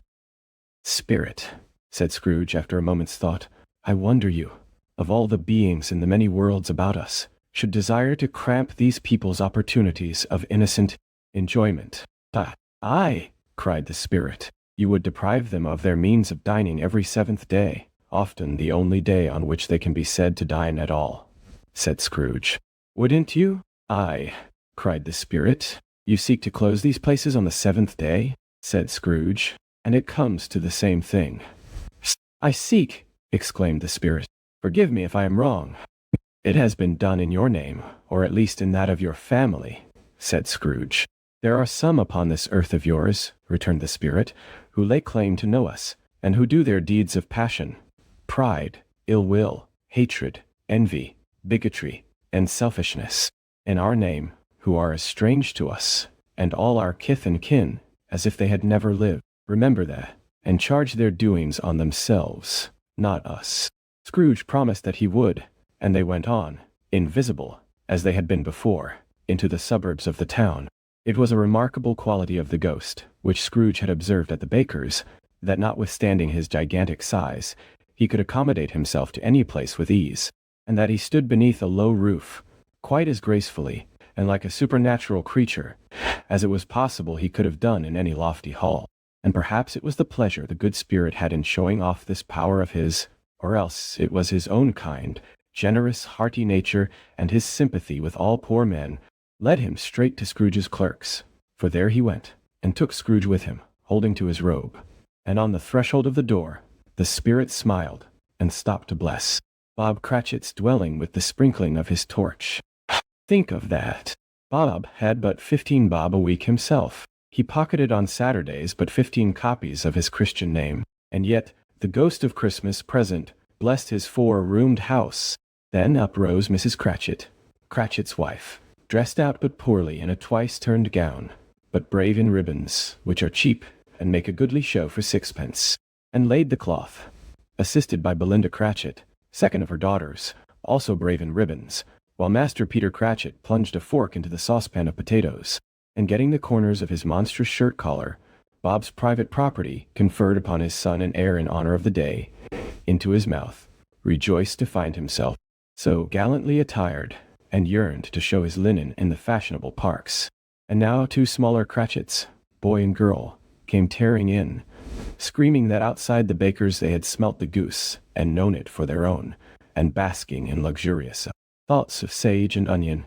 These young Cratchits danced about the table, and exalted Master Peter Cratchit to the skies, while he, not proud, although his collars nearly choked him, blew the fire, until the slow potatoes bubbling up, knocked loudly at the saucepan lid, to be let out and peeled. What has ever got your precious father, then? Said Mrs. Cratchit. And your brother, Tiny Tim, and Martha weren't as late last Christmas Day by half an hour. Here's Martha, mother, said a girl, appearing as she spoke. Here's Martha, mother, cried the 2 young Cratchits. Hurrah! There's such a goose, Martha. Why, bless your heart alive, my dear, how late you are, said Mrs. Cratchit, kissing her a dozen times, and taking off her shawl and bonnet for her with officious zeal. We'd a deal of work to finish up last night, replied the girl, and had to clear away this morning, mother. Well, never mind so long as you are come, said Mrs. Cratchit. Sit ye down before the fire, my dear, and have a warm, Lord bless ye. No, no, there's father coming, cried the two young Cratchits, who were everywhere at once. "Hide, Martha, hide." So Martha hid herself, and in came little Bob, the father, with at least 3 feet of comforter, exclusive of the fringe, hanging down before him, and his threadbare clothes darned up and brushed, to look seasonable, and Tiny Tim upon his shoulder. Alas for Tiny Tim! He bore a little crutch, and had his limbs supported by an iron frame. "Why, where's our Martha?" cried Bob Cratchit, looking round. "Not coming," said Mrs. Cratchit. "Not coming," said Bob, with a sudden declension in his high spirits, for he had been Tim's blood horse all the way from church, and had come home rampant. "Not coming upon Christmas Day?" Martha didn't like to see him disappointed, if it were only in joke, so she came out prematurely from behind the closet door, and ran into his arms, while the two young Cratchits hustled Tiny Tim, and bore him off into the wash-house, that he might hear the pudding singing in the copper. "And how did little Tim behave?" asked Mrs. Cratchit, when she had rallied Bob on his credulity, and Bob had hugged his daughter to his heart's content. "As good as gold," said Bob, "and better. Somehow he gets thoughtful, sitting by himself so much, and thinks the strangest things you ever heard.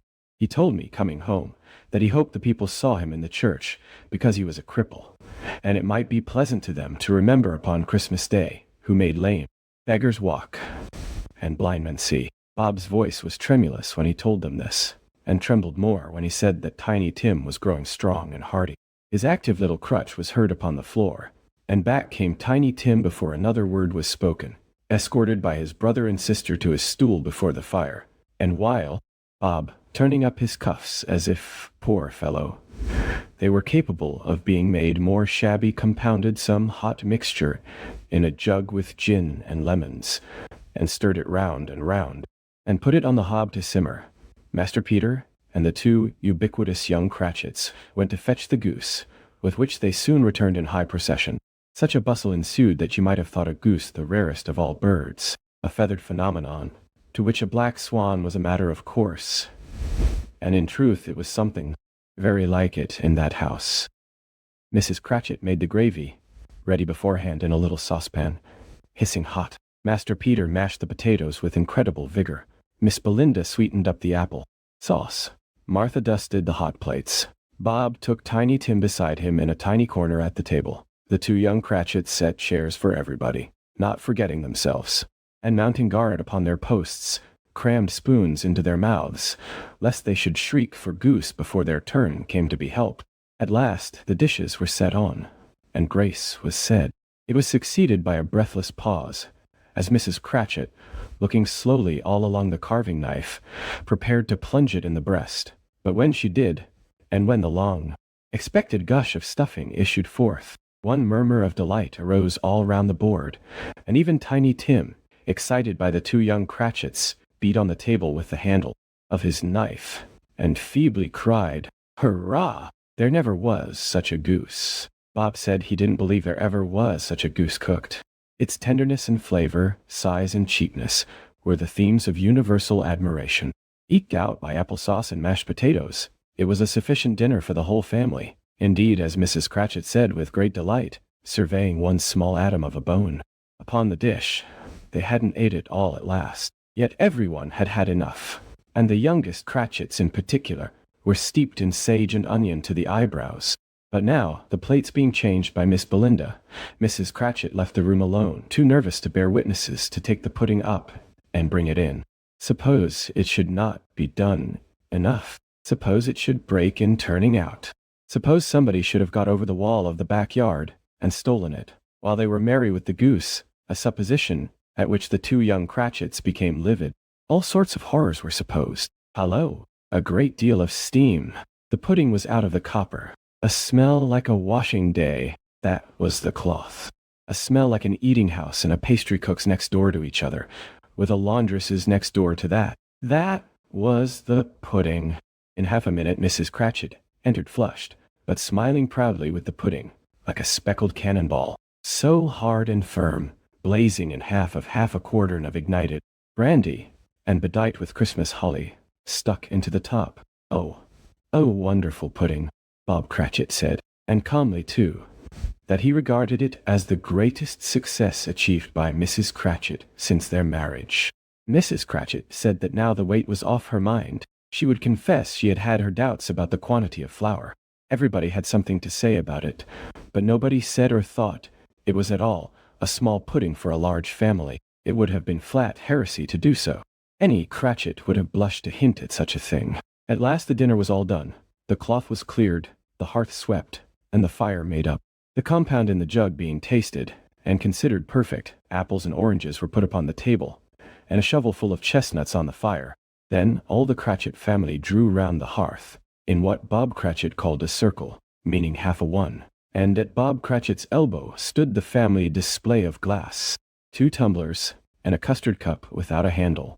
These held the hot stuff from the jug, however, as well as golden goblets would have done, and Bob served it out with beaming looks, while the chestnuts on the fire sputtered and cracked noisily. Then Bob proposed, "A Merry Christmas to us all, my dears. God bless us," which all the family re-echoed. "God bless us, everyone," said Tiny Tim, the last of all. He sat very close to his father's side upon his little stool. Bob held his withered little hand in his, as if he loved the child, and wished to keep him by his side, and dreaded that he might be taken from him.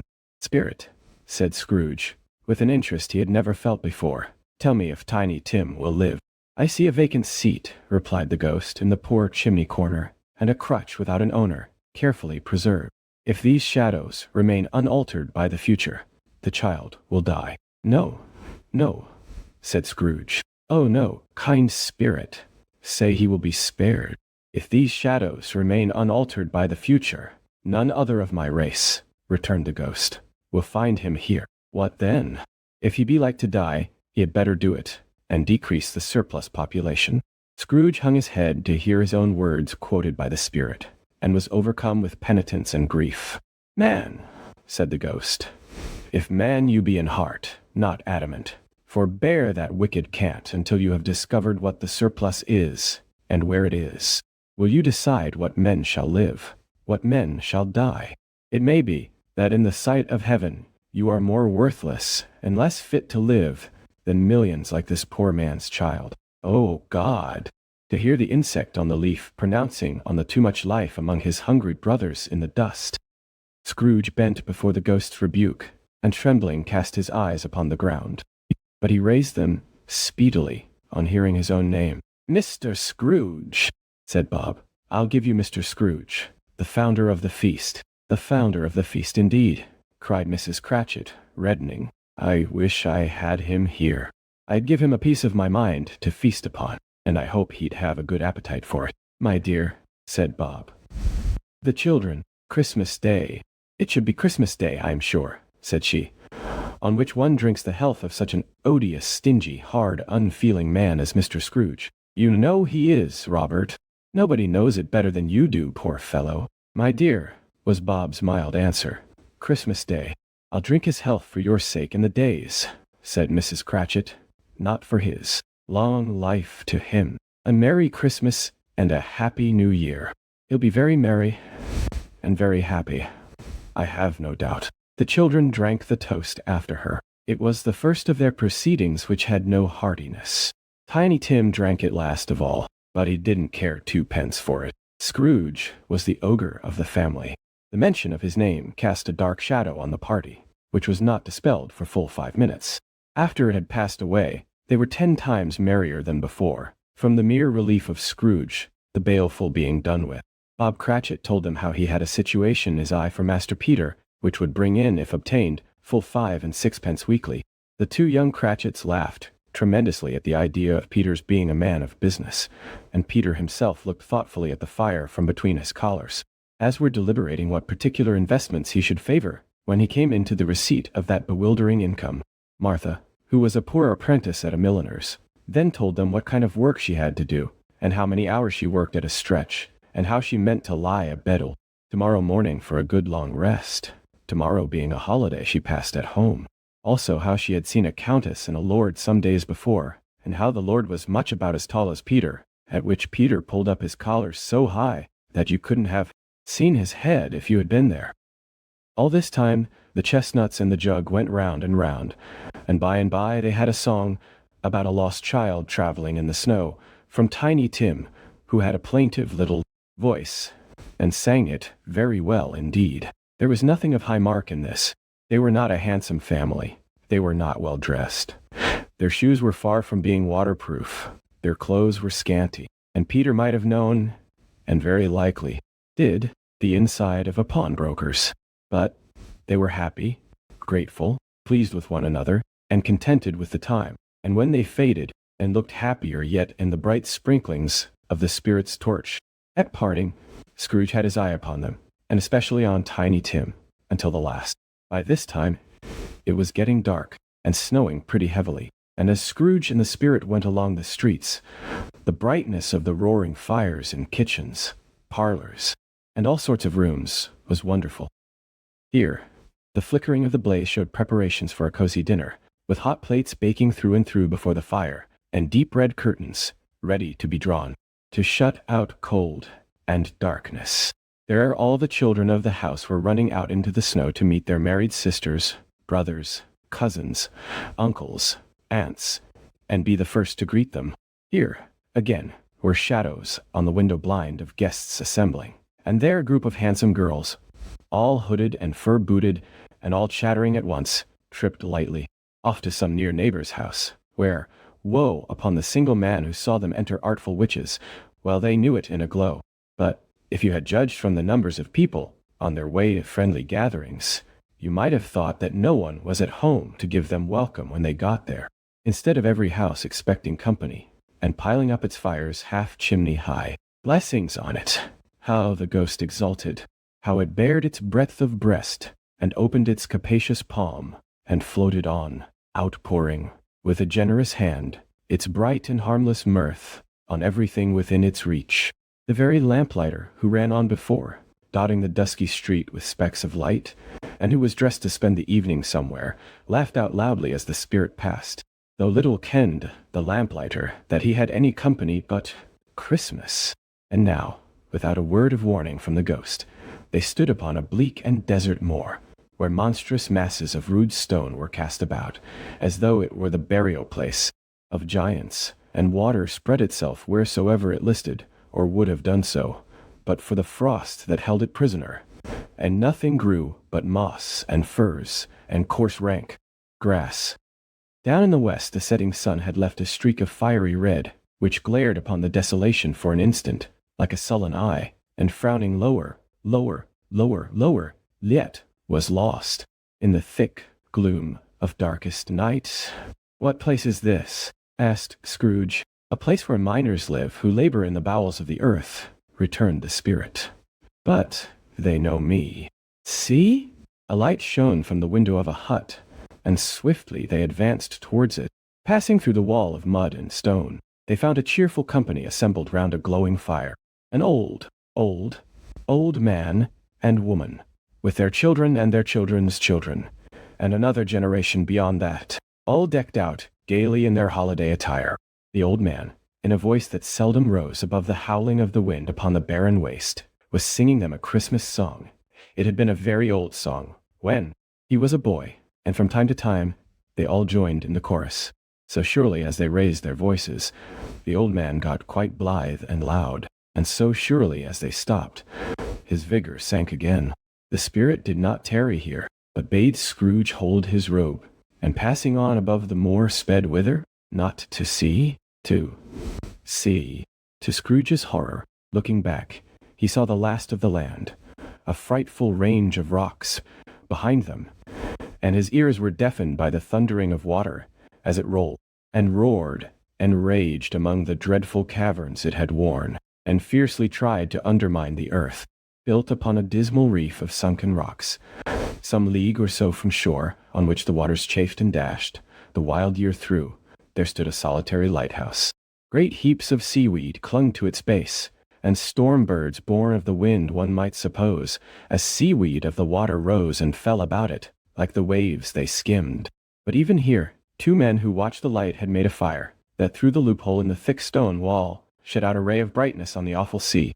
Joining their horny hands over the rough table at which they sat, They wished each other Merry Christmas in their can of grog, and one of them, the elder too, with his face all damaged and scarred with hard weather, as the figure head of an old ship might be, struck up a sturdy song that was like a gale in itself.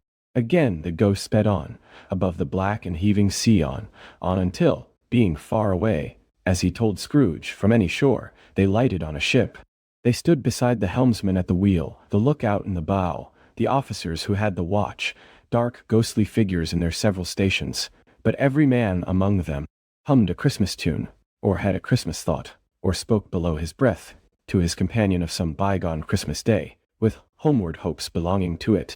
And every man on board, waking or sleeping, good or bad, had had a kinder word for another on that day than on any day in the year, and had shared to some extent in festivities, and had remembered those he cared for at a distance, and had known that they delighted to remember him. It was a great surprise to Scrooge, while listening to the moaning of the wind, and thinking what a solemn thing it was to move on through the lonely darkness over an unknown abyss, whose depths were secrets as profound as death.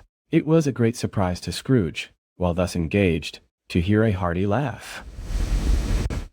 It was a much greater surprise to Scrooge to recognize it as his own nephew's, and to find himself in a bright, dry, gleaming room, with the spirit standing smiling by his side, and looking at that same nephew with approving affability. "Ha ha ha!" laughed Scrooge's nephew. "Ha ha ha ha ha ha!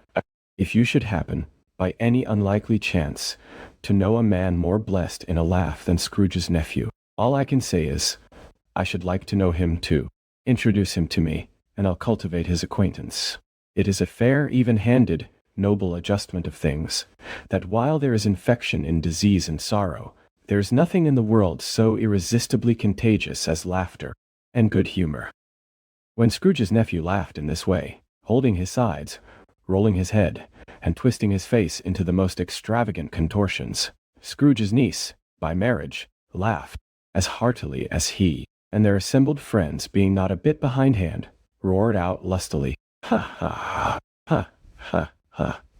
He said that Christmas was a humbug, as I live," cried Scrooge's nephew. "He believed it too. More shame for him, Fred," said Scrooge's niece, indignantly. "Bless those women, they never do anything by halves.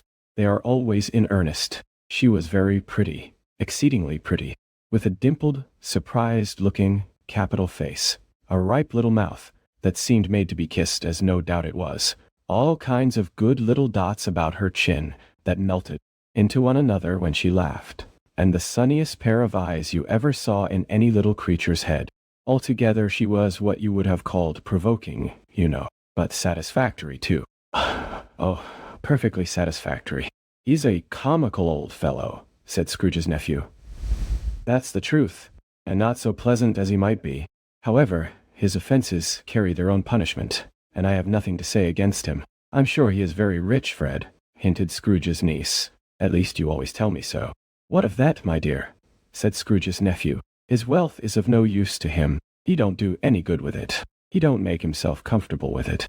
He hasn't the satisfaction of thinking, ha ha ha, that he is ever going to benefit us with it." "I have no patience with him," observed Scrooge's niece.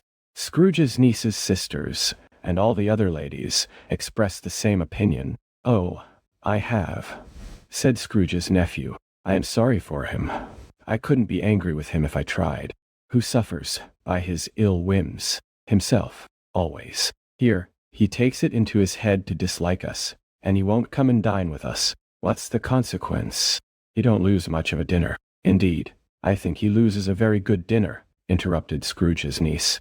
Everybody else said the same, and they must be allowed to have been competent judges, because they had just had dinner, and with the dessert upon the table, were clustered round the fire by lamplight. "Well, I'm very glad to hear it," said Scrooge's nephew, "because I haven't great faith in these young housekeepers. What do you say, Topper?" Topper had clearly got his eye upon one of Scrooge's niece's sisters, for he answered that a bachelor was a wretched outcast, who had no right to express an opinion on the subject. Whereat Scrooge's niece's sister, the plump one with the lace tucker, not the one with the roses, blushed. "Do go on, Fred," said Scrooge's niece, clapping her hands. He never finishes what he begins to say. He is such a ridiculous fellow.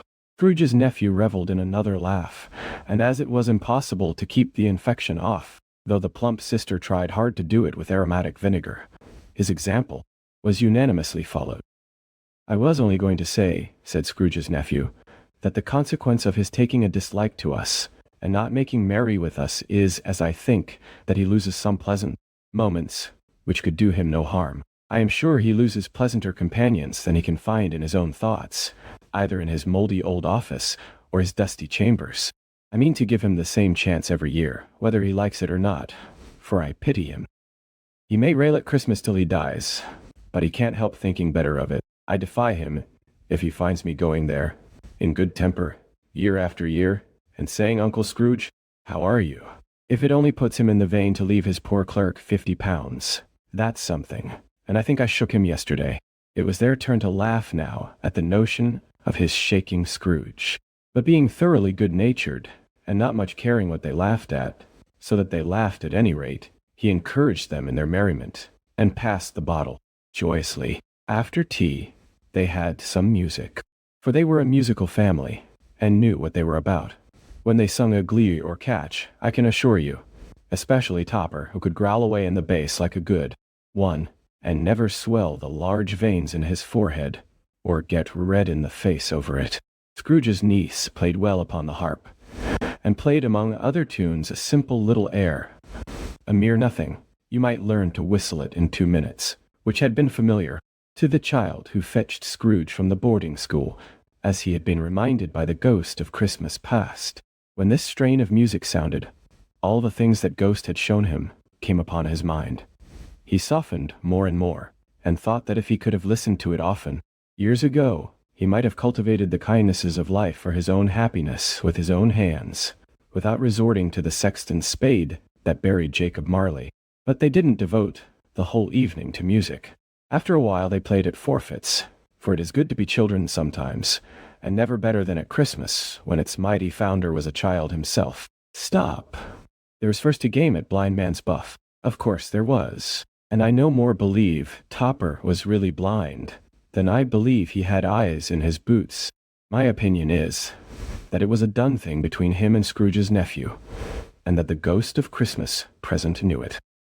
The way he went after that plump sister in the lace tucker was an outrage on the credulity of human nature, knocking down the fire irons, tumbling over the chairs, bumping against the piano, smothering himself among the curtains. Wherever she went, there went he. He always knew where the plump sister was. He wouldn't catch anybody else. If you had fallen up against him, as some of them did, on purpose, he would have made a feint of endeavoring to seize you, which would have been an affront to your understanding, and would instantly have sidled off in the direction of the plump sister. She often cried out that it wasn't fair, and it really was not. But when at last he caught her, when, in spite of all her silken rustlings, and her rapid flutterings past him, he got her into a corner whence there was no escape, then his conduct was the most execrable. For his pretending not to know her, his pretending that it was necessary to touch her headdress, and further to assure himself of her identity by pressing a certain ring upon her finger, and a certain chain about her neck, was vile, monstrous. No doubt she told him her opinion of it, when another blind man being in office, they were so very confidential together, behind the curtains. Scrooge's niece was not one of the blind man's buff party, but was made comfortable with a large chair and a footstool, in a snug corner, where the ghost and Scrooge were close behind her. But she joined in the forfeits, and loved her love to admiration with all the letters of the alphabet. Likewise at the game of how, when, and where, she was very great, and to the secret joy of Scrooge's nephew, beat her sisters hollow. Though they were sharp girls too, as Topper could have told you. There might have been 20 people there, young and old, but they all played, and so did Scrooge, for wholly forgetting in the interest he had in what was going on, that his voice made no sound in their ears. He sometimes came out with his guess, quite loud, and very often guessed quite right too, for the sharpest needle, best Whitechapel, warranted, not cut in the eye, was not sharper than Scrooge, blunt as he took it in his head to be. The ghost was greatly pleased to find him in this mood, and looked upon him with such favor that he begged like a boy to be allowed to stay until the guests departed. But this, the spirit said, could not be done. "Here's a new game," said Scrooge. "1/2 hour, spirit, only one." It was a game called Yes and No, where Scrooge's nephew had to think of something, and the rest must find out what, he only answering to their questions yes or no, as the case was. The brisk fire of questioning to which he was exposed elicited from him that he was thinking of an animal, a live animal, rather a disagreeable animal, a savage animal, an animal that growled and grunted sometimes, and talked sometimes, and lived in London, and walked about the streets, and wasn't made a show of, and wasn't led by anybody, and didn't live in a menagerie, and was never killed in a market, and was not a horse, or an ass, or a cow, or a bull, or a tiger, or a dog, or a pig, or a cat, or a bear. At every fresh question that was put to him, this nephew burst into a fresh roar of laughter, and was so inexpressibly tickled that he was obliged to get up off the sofa and stamp. At last the plump sister, falling into a similar state, cried out, "I have found it out. I know what it is, Fred. I know what it is." "What is it?" cried Fred. "It's your Uncle Scrooge," which it certainly was. Admiration was the universal sentiment, though some objected that the reply to "Is it a bear?" ought to have been yes, inasmuch as an answer in the negative was sufficient to have diverted their thoughts from Mr. Scrooge, supposing they had ever had any tendency that way. "He has given us plenty of merriment, I am sure," said Fred, "and it would be ungrateful not to drink his health. Here's a glass of mulled wine ready to our hand at the moment, and I say, Uncle Scrooge." "Well, Uncle Scrooge," they cried. "A Merry Christmas and a Happy New Year to the old man, whatever he is," said Scrooge's nephew. "He wouldn't take it from me, but may he have it, nevertheless." Uncle Scrooge. Uncle Scrooge had imperceptibly become so gay and light of heart that he would have pledged the unconscious company in return, and thanked them in an inaudible speech, if Ghost had given him time. But the whole scene passed off in the breath of the last word spoken by his nephew, and he and the spirit were again upon their travels. Much they saw, and far they went, and many homes they visited, but always with a happy end. The spirit stood beside sick beds, and they were cheerful, on foreign lands, and they were close at home, by struggling men, and they were patient in their greater hope, by poverty, and it was rich. In almshouse, hospital, and jail, in misery's every refuge, where vain man in his little brief authority had not made fast the door, and barred the spirit out, he left his blessing, and taught Scrooge his precepts. It was a long night, if it were only a night, but Scrooge had his doubts of this, because the Christmas holidays appeared to be condensed into the space of time they passed together. It was strange, too, that while Scrooge remained unaltered in his outward form, the ghost grew older, clearly older. Scrooge had observed this change, but never spoke of it, until they left a children's 12th night party, when looking at the spirit as they stood together in an open place, he noticed that its hair was gray. "Are spirits' lives so short?" asked Scrooge. "My life upon this globe is very brief," replied the ghost. "It ends tonight." "Tonight!" cried Scrooge. "Tonight, at midnight. Hark! The time is drawing near." The chimes were ringing the 11:15 at that moment. "Forgive me if I am not justified in what I ask," said Scrooge, looking intently at the spirit's robe, "but I see something strange, and not belonging to yourself, protruding from your skirts. Is it a foot or a claw?" "It might be a claw, for the flesh there is upon it," was the spirit's sorrowful reply. "Look here."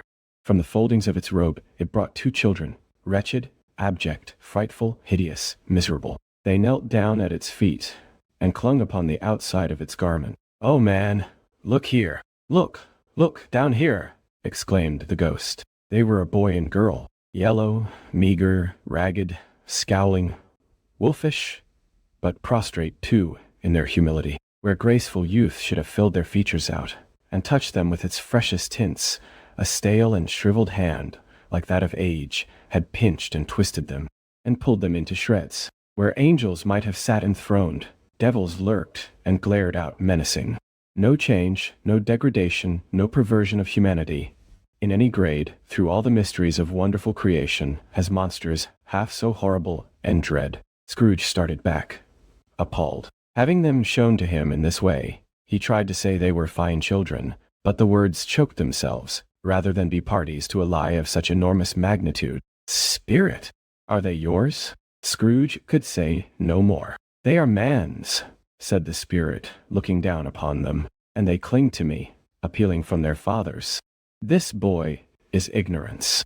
This girl is want. Beware them both, and all of their degree, but most of all beware this boy, for on his brow I see that written which is doom, unless the writing be erased. Deny it, cried the spirit, stretching out its hand towards the city. Slander those who tell it ye. Admit it for your factious purposes, and make it worse. And bide the end. Have they no refuge or resource? Cried Scrooge. Are there no prisons? Said the spirit, turning on him for the last time with his own words. Are there no workhouses? The bell struck 12. Scrooge looked about him for the ghost, and saw it not. As the last stroke ceased to vibrate, he remembered the prediction of old Jacob Marley, and lifting up his eyes, beheld a solemn phantom, draped and hooded, coming like a mist, along the ground, towards him.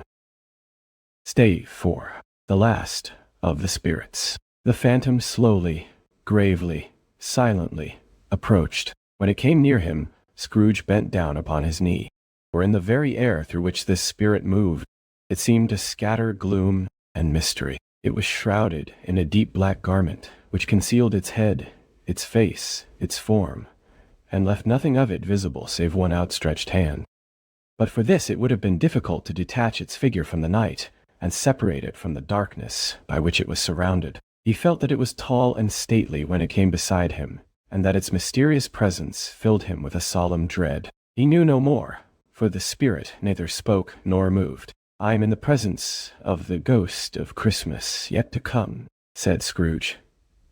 The spirit answered not, but pointed onward with its hand. You are about to show me shadows of the things that have not happened, but will happen in the time before us, Scrooge pursued. Is that so, spirit? The upper portion of the garment was contracted for an instant in its folds, as if the spirit had inclined its head. That was the only answer he received. Although well used to ghostly company by this time, Scrooge feared the silent shape so much that his legs trembled beneath him, and he found that he could hardly stand when he prepared to follow it. The spirit paused a moment, as observing his condition and giving him time to recover. But Scrooge was all the worse for this. It thrilled him with a vague uncertain horror to know that behind the dusky shroud there were ghostly eyes intently fixed upon him, while he, though he stretched his utmost, could see nothing but a spectral hand and one great heap of black. Ghost of the future, he exclaimed, I fear you more than any spectre I have seen. But as I know your purpose is to do me good,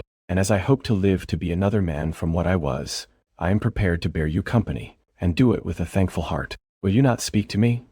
Ah! It gave him no reply. The hand was pointed straight before them. Lead on, said Scrooge. Lead on. The night is waning fast, and it is precious time to me, I know. Lead on, spirit. The phantom moved away, as it had come towards him. Scrooge followed in the shadow of its dress, which bore him up, he thought, and carried him along. They scarcely seemed to enter the city, for the city rather seemed to spring up about them, and encompass them of its own act. But there they were, in the heart of it, on 'change amongst the merchants, who hurried up and down, and chinked the money in their pockets, and conversed in groups, and looked at their watches, and trifled thoughtfully with their great gold seals, and so forth, as Scrooge had seen them often. The spirit stopped beside one little knot of businessmen. Observing that the hand was pointed to them, Scrooge advanced to listen to their talk. No, said a great fat man with a monstrous chin. I don't know much about it either way. I only know he's dead. When did he die? Inquired another. Last night, I believe. Why, what was the matter with him? Asked a third, taking a vast quantity of snuff out of a very large snuff-box. I thought he'd never die. God knows, said the first with a yawn. What has he done with his money? Asked a red-faced gentleman with a pendulous excrescence on the end of his nose that shook like the gills of a turkey-cock. Oh, I haven't heard, said the man with the large chin, yawning again. Left it to his company, perhaps. He hasn't left it to me. That's all I know. This pleasantry was received with a general laugh. "It's likely to be a very cheap funeral," said the same speaker, "for upon my life I don't know of anybody to go to it. Suppose we make up a party and volunteer." "I don't mind going if a lunch is provided," observed the gentleman with the excrescence on his nose, "but I must be fed if I make one." Another laugh. "Well, I am the most disinterested among you after all," said the first speaker, "for I never wear black gloves, and I never eat lunch. But I'll offer to go, if anybody else will. When I come to think of it, I'm not at all sure that I wasn't his most particular friend, for we used to stop and speak whenever we met. Bye. Speakers and listeners strolled away and mixed with other groups. Scrooge knew the men, and looked towards the spirit for an explanation. The phantom glided on into a street. Its finger pointed to two persons meeting. Scrooge listened again, thinking that the explanation might lie here. He knew these men also, perfectly. They were men of business, very wealthy, and of great importance. He had made a point always of standing well in their esteem, in a business point of view, that is, strictly in a business point of view. "How are you?" said one. "How are you?" returned the other. "Well," said the first, "Old Scratch has got his own at last, hey?" "So I'm told," returned the second. "Cold, isn't it? Seasonable for Christmas time. You're not a skater, I suppose?" No, something else to think of." "Good morning." Not another word. That was their meeting, their conversation, and their parting. Scrooge was at first inclined to be surprised that the spirit should attach importance to conversations apparently so trivial, but feeling assured that they must have some hidden purpose, he set himself to consider what it was likely to be. They could scarcely be supposed to have any bearing on the death of Jacob, his old partner, for that was past, and this ghost's province was the future. Nor could he think of anyone immediately connected with himself, to whom he could apply them. But nothing doubting that to whomsoever they applied they had some latent moral for his own improvement, he resolved to treasure up every word he heard, and everything he saw, and especially to observe the shadow of himself when it appeared. For he had an expectation that the conduct of his future self would give him the clue he missed, and would render the solution of these riddles easy. He looked about in that very place for his own image, but another man stood in his accustomed corner, and though the clock pointed to his usual time of day for being there, he no likeness of himself among the multitudes that poured in through the porch. It gave him little surprise, however, for he had been revolving in his mind a change of life, and thought and hoped he saw his new-born resolutions carried out in this. Quiet and dark, beside him stood the phantom, with its outstretched hand. When he roused himself from his thoughtful quest, he fancied from the turn of the hand, and its situation in reference to himself, that the unseen eyes were looking at him keenly. It made him shudder and feel very cold. They left the busy scene and went into an obscure part of the town, where Scrooge had never penetrated before, although he recognized its situation and its bad repute.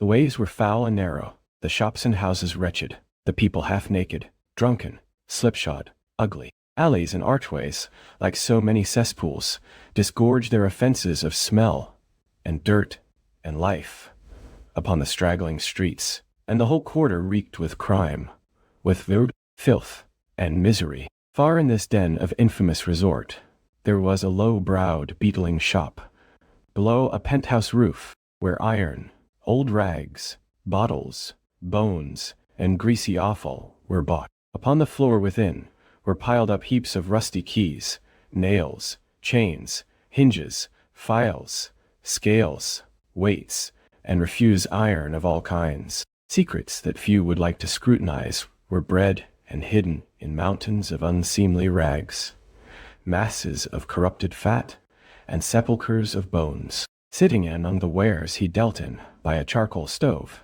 made of old bricks, was a gray-haired rascal, nearly 70 years of age, who had screened himself from the cold air without by a frowsy curtaining of miscellaneous tatters hung upon a line, and smoked his pipe in all the luxury of calm retirement. Scrooge and the phantom came into the presence of this man, just as a woman with a heavy bundle slunk into the shop, but she had scarcely entered, when another woman, similarly laden, came in too, and she was closely followed by a man in faded black, who was no less startled by the sight of them than they had been upon the recognition of each other.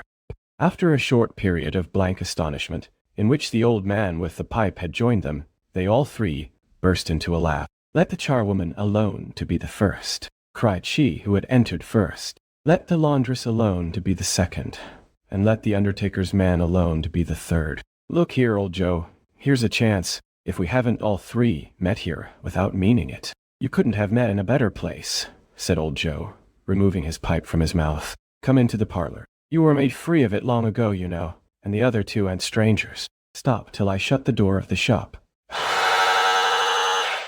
Ah, how it squeaks. There ain't such a rusty bit of metal in the place as its own hinges, I believe. And I'm sure there's no such old bones here as mine. Ha ha ha. We're all suitable to our calling. We're well matched. Come into the parlor. You come into the parlor. The parlor was the space behind the screen of rags. The old man raked the fire together with an old stair rod, and having trimmed his smoky lamp, for it was night, with the stem of his pipe, put it in his mouth again. While he did this, the woman who had already spoken threw her bundle on the floor, and sat down in a flaunting manner on a stool, crossing her elbows on her knees and looking with a bold defiance at the other two. "What odds, then? What odds, Mrs. Dilber?" said the woman. "Every person has a right to take care of themselves. He always did." "That's true, indeed," said the laundress. "No man more so." "Why then, don't stand staring as if you was afraid, woman. Who's the wiser? We're not going to pick holes in each other's coats, I suppose." "No, indeed," said Mrs. Dilber and the man together. "We should hope not." "Very well then," cried the woman. "That's enough. Who's the worse for the loss of a few things like these? Not a dead man, I suppose." "No, indeed," said Mrs. Dilber, laughing. "If he wanted to keep him after he was dead, a wicked old screw," pursued the woman. "Why wasn't he natural in his lifetime? If he had been, he'd have had somebody to look after him when he was struck with death, instead of lying gasping out his last there, alone by himself." "It's the truest word that ever was spoke," said Mrs. Dilber. "It's a judgment on him." "I wish it was a little heavier judgment," replied the woman. "And it should have been, you may depend upon it, if I could have laid my hands on anything else. Open that bundle, old Joe, and let me know the value of it. Speak out plain. I'm not afraid to be the first, nor afraid for them to see it. We know pretty well that we were helping ourselves. Before we met here, I believe. It's no sin. Open the bundle, Joe." But the gallantry of her friends would not allow of this, and the man in faded black, mounting the breach first, produced his plunder. It was not extensive. A seal or two, a pencil case, a pair of sleeve buttons, and a brooch of no great value were all. They were severally examined and appraised by old Joe, who chalked the sums he was disposed to give for each upon the wall, and added them up into a total when he found there was nothing more to come. "That's your account," said Joe, "and I wouldn't give another sixpence if I was to be boiled for not doing it." "Who's next?" Mrs. Dilber was next. "Sheets and towels, a little wearing apparel, 2 old-fashioned silver teaspoons, a pair of sugar tongs, and a few boots." Her account was stated on the wall in the same manner. "I always give too much to ladies. It's a weakness of mine, and that's the way I ruin myself," said old Joe. "That's your account. If you asked me for another penny, and made it an open question, I'd repent of being so liberal, and knock off half a crown." "And now undo my bundle, Joe," said the first woman. Joe went down on his knees for the greater convenience of opening it, and having unfastened a great many knots, dragged out a large and heavy roll of some dark stuff. "What do you call this?" said Joe. "Bed curtains." "Ah," returned the woman, laughing and leaning forward on her crossed arms. "Bed curtains. You don't mean to say you took him down, rings and all, with him lying there?" said Joe. "Yes, I do," replied the woman. "Why not? You were born to make your fortune," said Joe, "and you'll certainly do it." "I certainly shan't hold my hand when I can get anything in it by reaching it out, for the sake of such a man as he was. I promise you, Joe," returned the woman coolly. "Don't drop that oil upon the blankets now." "His blankets?" asked Joe. "Whose else's, do you think?" replied the woman. "He isn't likely to take cold without 'em, I dare say. I hope he didn't die of anything catching." Said old Joe, stopping in his work and looking up. "Don't you be afraid of that," returned the woman. "I ain't so fond of his company that I'd loiter about him for such things if he did." Ah. Well, you may look through that shirt till your eyes ache, but you won't find a hole in it, nor a threadbare place. It's the best he had, and a fine one too. They'd have wasted it if it hadn't been for me. What do you call wasting of it? Asked old Joe. Putting it on him to be buried in, to be sure, replied the woman with a laugh. Somebody was fool enough to do it, but I took it off again.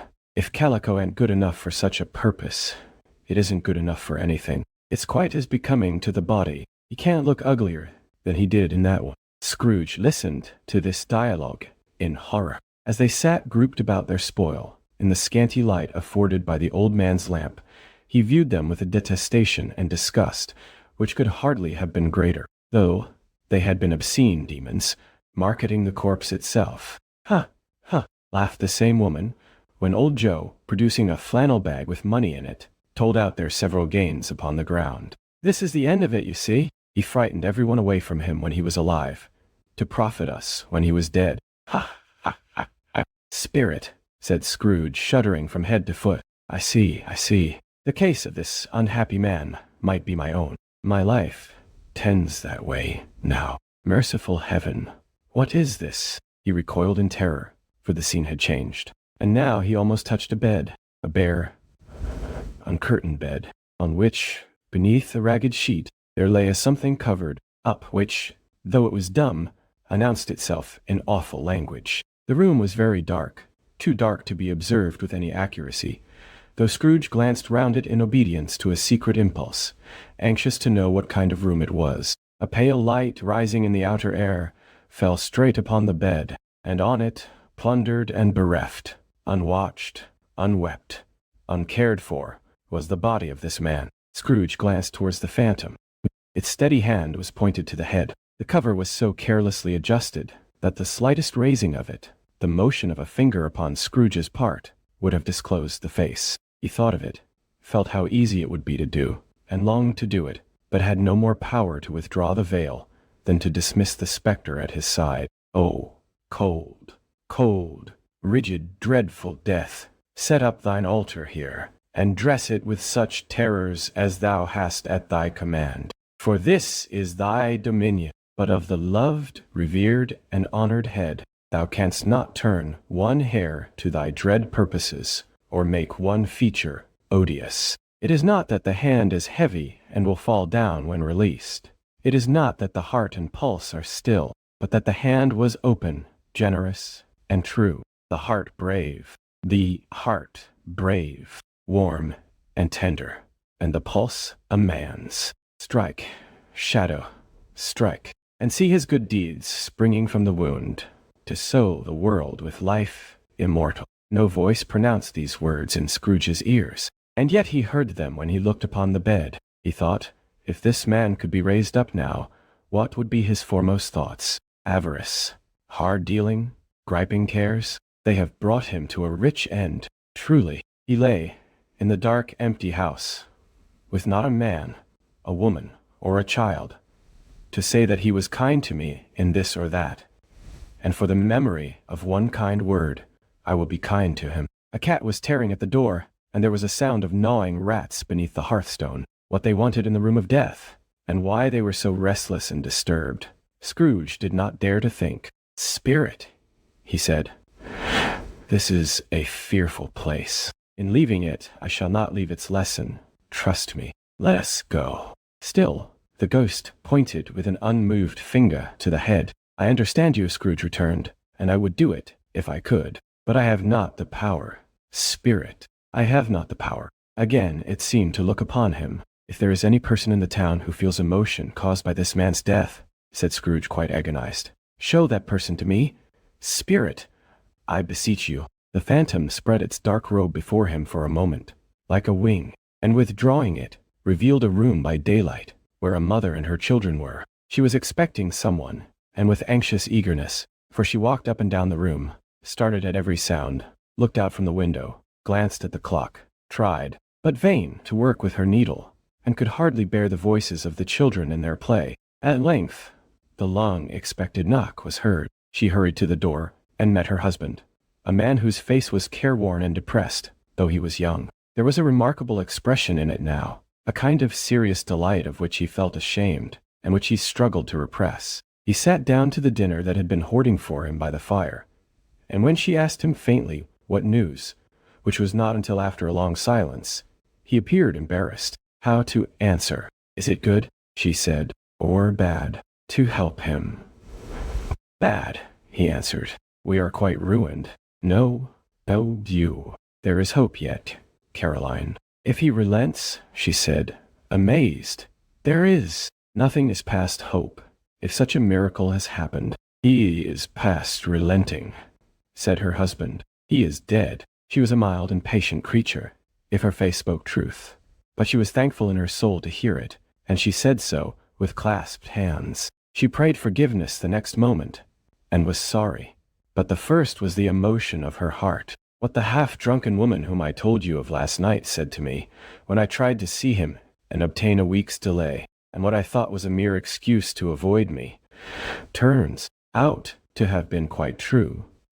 He was not only very ill, but dying. Then, to whom will our debt be transferred? I don't know. But, before that time, we shall be ready with the money, and even though we were not, it would be a bad fortune indeed to find so merciless a creditor in his successor. We may sleep tonight with light hearts, Caroline." Yes, soften it as they would. Their hearts were lighter. The children's faces, hushed and clustered round to hear what they so little understood, were brighter, and it was a happier house for this man's death. The only emotion that the ghost could show him, caused by the event, was one of pleasure. "Let me see some tenderness connected with a death," said Scrooge, "or that dark chamber. Spirit, which we left just now, will be forever present to me." The ghost conducted him through several streets familiar to his feet, and as they went along, Scrooge looked here and there to find himself, but nowhere was he to be seen. They entered poor Bob Cratchit's house, the dwelling he had visited before, and found the mother and the children seated round the fire. Quiet. Tight. Very quiet. The noisy little Cratchits were as still as statues in one corner, and sat looking up at Peter, who had a book before him. The mother and her daughters were engaged in sewing, but surely they were very quiet, and he took a child, and set him in the midst of them. Where had Scrooge heard those words? He had not dreamed them. The boy must have read them out, as he and the spirit crossed the threshold. Why did he not go on? The mother laid her work upon the table, and put her hand up to her face. "The color hurts my eyes," she said. "The color? Ah, poor Tiny Tim." "They're better now again," said Cratchit's wife. "It makes them weak by candlelight, and I wouldn't show weak eyes to your father when he comes home, for the world. It must be near his time." "Past it, rather," Peter answered, shutting up his book. "But I think he has walked a little slower than he used these few last evenings, mother." They were very quiet again. At last she said, and in a steady, cheerful voice that only faltered once, I have known him walk with Tiny Tim upon his shoulder, very fast indeed." "And so have I," cried Peter. "Often." "And so have I," exclaimed another. "So had all."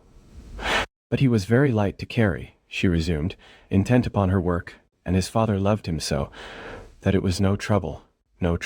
And there's your father at the door." She hurried out to meet him, and little Bob and his comforter, he had need of it. Poor fellow came in. His tea was ready for him on the hob, and they all tried who should help him to it most. Then the two young Cratchits got upon his knees, and laid, each child a little cheek, against his face, as if they said, "Don't mind it, father. Don't be grieved." Bob was very cheerful with them, and spoke pleasantly to all the family. He looked at the work upon the table, and praised the industry and speed of Mrs. Cratchit and the girls. They would be done long before Sunday, he said. "Sunday? You went today then, Robert?" said his wife. "Yes, my dear," returned Bob.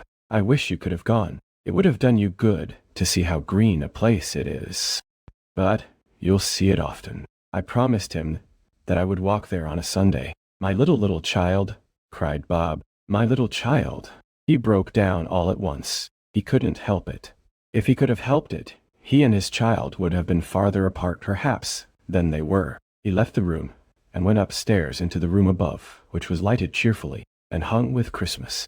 There was a chair set close beside the child, and there were signs of someone having been there lately. Poor Bob sat down in it, and when he had thought a little, and composed himself, he kissed the little face. He was reconciled to what had happened, and went down again quite happy. They drew about the fire, and talked, the girls and mother working still. Bob told them of the extraordinary kindness of Mr. Scrooge's nephew, whom he had scarcely seen but once, and who, meeting him in the street that day, and seeing that he looked just a little down, you know, said Bob, inquired what had happened to distress him. On which, said Bob, for he is the pleasantest spoken gentleman you ever heard, I told him, I am heartily sorry for it, Mr. Cratchit, he said, and heartily sorry for your good wife. By the by, how he ever knew that, I don't know. Knew what, my dear? Why, that you were a good wife, replied Bob. Everybody knows that, said Peter. Very well observed, my boy, cried Bob. I hope they do. Heartily sorry, he said, for your good wife. If I can be of service to you in any way, he said, giving me his card, that's where I live. Pray come to me. Now it wasn't, cried Bob, for the sake of anything he might be able to do for us, so much as for his kind way, that this was quite delightful. It really seemed as if he had known our Tiny Tim, and felt with us. I'm sure he's a good soul, said Mrs. Cratchit. You would be surer of it, my dear, returned Bob, if you saw and spoke to him. I shouldn't be at all surprised, mark what I say, if he got Peter a better situation. Only hear that, Peter, said Mrs. Cratchit.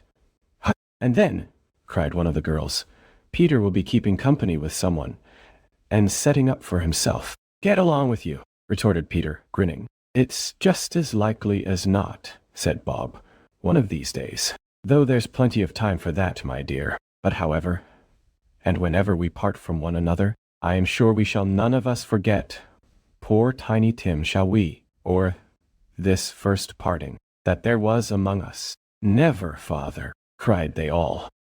And I know, said Bob, I know, my dears, that when we recollect how patient and how mild he was, although he was a little child, we shall not quarrel easily among ourselves, and forget poor Tiny Tim in doing it. No, never, father, they all cried again. I am very happy, said little Bob. I am very happy. Mrs. Cratchit kissed him. His daughters kissed him. The two young Cratchits kissed him, and Peter and himself shook hands. Spirit of Tiny Tim, thy childish essence was from God. Spectre, said Scrooge, something informs me that our parting moment is at hand. I know it, but I know not how. Tell me what man that was, whom we saw lying dead. The ghost of Christmas yet to come conveyed him, as before, though at a different time, he thought. Indeed, there seemed no order in these latter visions, save that they were, in future, into the resorts of business men, but showed him not himself. Indeed, the spirit did not stay for anything, but went straight on, as to the end just now desired, until besought by Scrooge to tarry for a moment. This court, said Scrooge, through which we hurry now, is where my place of occupation is, and has been for a length of time. I see the house. Let me behold what I shall be in days to come. The spirit stopped. The hand was pointed elsewhere. The house is yonder, Scrooge exclaimed. Why do you point away? The inexorable finger underwent no change. Scrooge hastened to the window of his office, and looked in. It was an office still, but not his. The furniture was not the same, and the figure in the chair was not himself. The phantom pointed as before. He joined it once again, and wondering why and whither he had gone, accompanied it until they reached an iron gate. He paused to look round before entering. A churchyard. Here, then, the wretched man whose name he had now to learn lay underneath the ground. It was a worthy place, walled in by houses, overrun by grass and weeds, the growth of vegetation's death, not life, choked up with too much burying, fat with repleted appetite. A worthy place. The spirit stood among the graves, and pointed down to one. He advanced towards it, trembling. The phantom was exactly as it had been, but he dreaded that he saw new meaning in its solemn shape. Before I draw nearer to that stone to which you point, said Scrooge, answer me one question. Are these the shadows of the things that will be, or are they shadows of things that may be only? Still, the ghost pointed downward to the grave by which it stood. Men's courses will foreshadow certain ends to which, if persevered in, They must lead, said Scrooge. But if the courses be departed from, the ends will change. Say it, it is thus, with what you show me. The spirit was immovable as ever. Scrooge crept towards it, trembling as he went, and following the finger, read upon the stone of the neglected grave his own name, Ebenezer Scrooge. Am I that man who lay upon the bed? He cried, upon his knees. The finger pointed from the grave to him, and back again. No, spirit. Oh no, no. The finger still was there. Spirit, he cried, tight clutching at its robe. Hear me. I am not the man I was. I will not be the man I must have been, but for this intercourse. Why show me this, if I am past all hope? For the first time, the hand appeared to shake.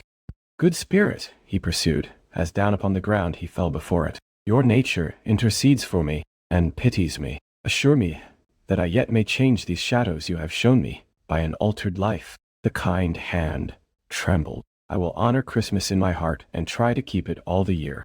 I will live in the past, the present, and the future. The spirits of all three shall strive within me. I will not shut out the lessons that they teach. Oh, tell me I may sponge away the writing on this stone. In his agony, he caught the spectral hand. It sought to free itself, but he was strong in his entreaty, and detained it. The spirit, stronger yet, repulsed him. Holding up his hands in a last prayer to have his fate reversed, he saw an alteration in the phantom's hood and dress. It shrunk, collapsed, and dwindled down into a bedpost.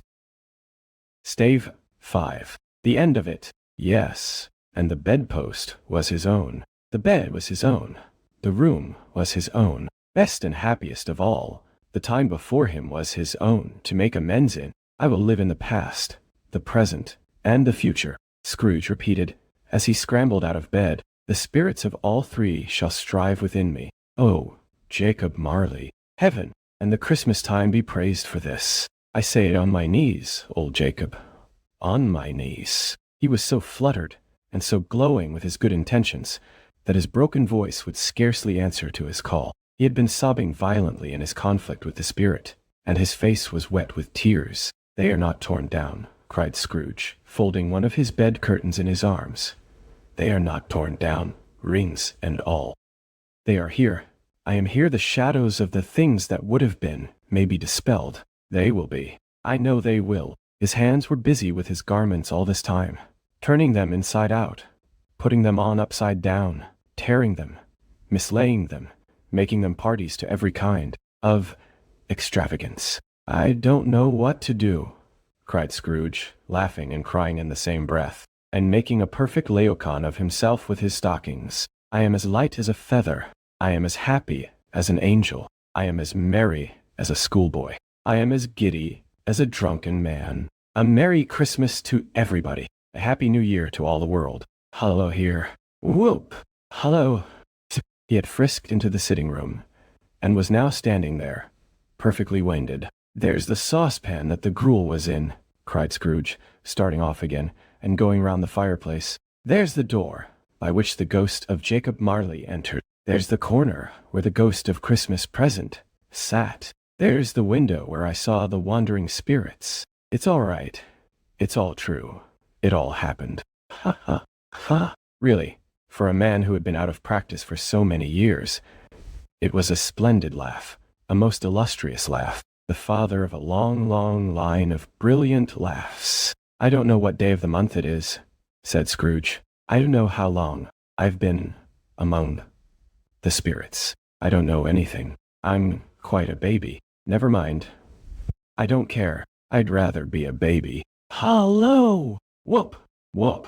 Hello here! He was checked in his transports by the churches ringing out the lustiest peals he had ever heard. Clash, clang, hammer, ding, dong, bell. Bell, dong, ding, hammer, clang, clash. Oh, glorious, glorious! Running to the window, he opened it, and put out his head. No fog, no mist.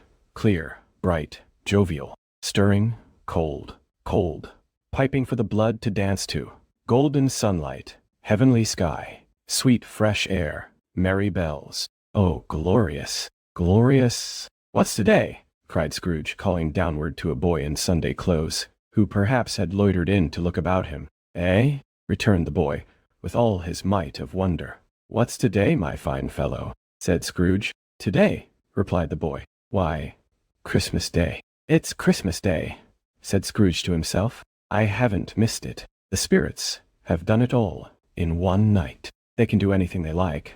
Of course they can. Of course they can. Hello, my fine fellow." "Hello," returned the boy. "Do you know the poulterers in the next street, but one, at the corner?" Scrooge inquired. "I should hope I did," replied the lad. "An intelligent boy," said Scrooge. "A remarkable boy. Do you know whether they've sold the prize turkey that was hanging up there?" "Not the little prize turkey. The big one." "What? The one as big as me?" returned the boy. "What a delightful boy," said Scrooge. "It's a pleasure to talk to him." "Yes, my buck. It's hanging there now," replied the boy. "Is it?" said Scrooge. "Go and buy it." "Walker!" exclaimed the boy. "No, no," said Scrooge.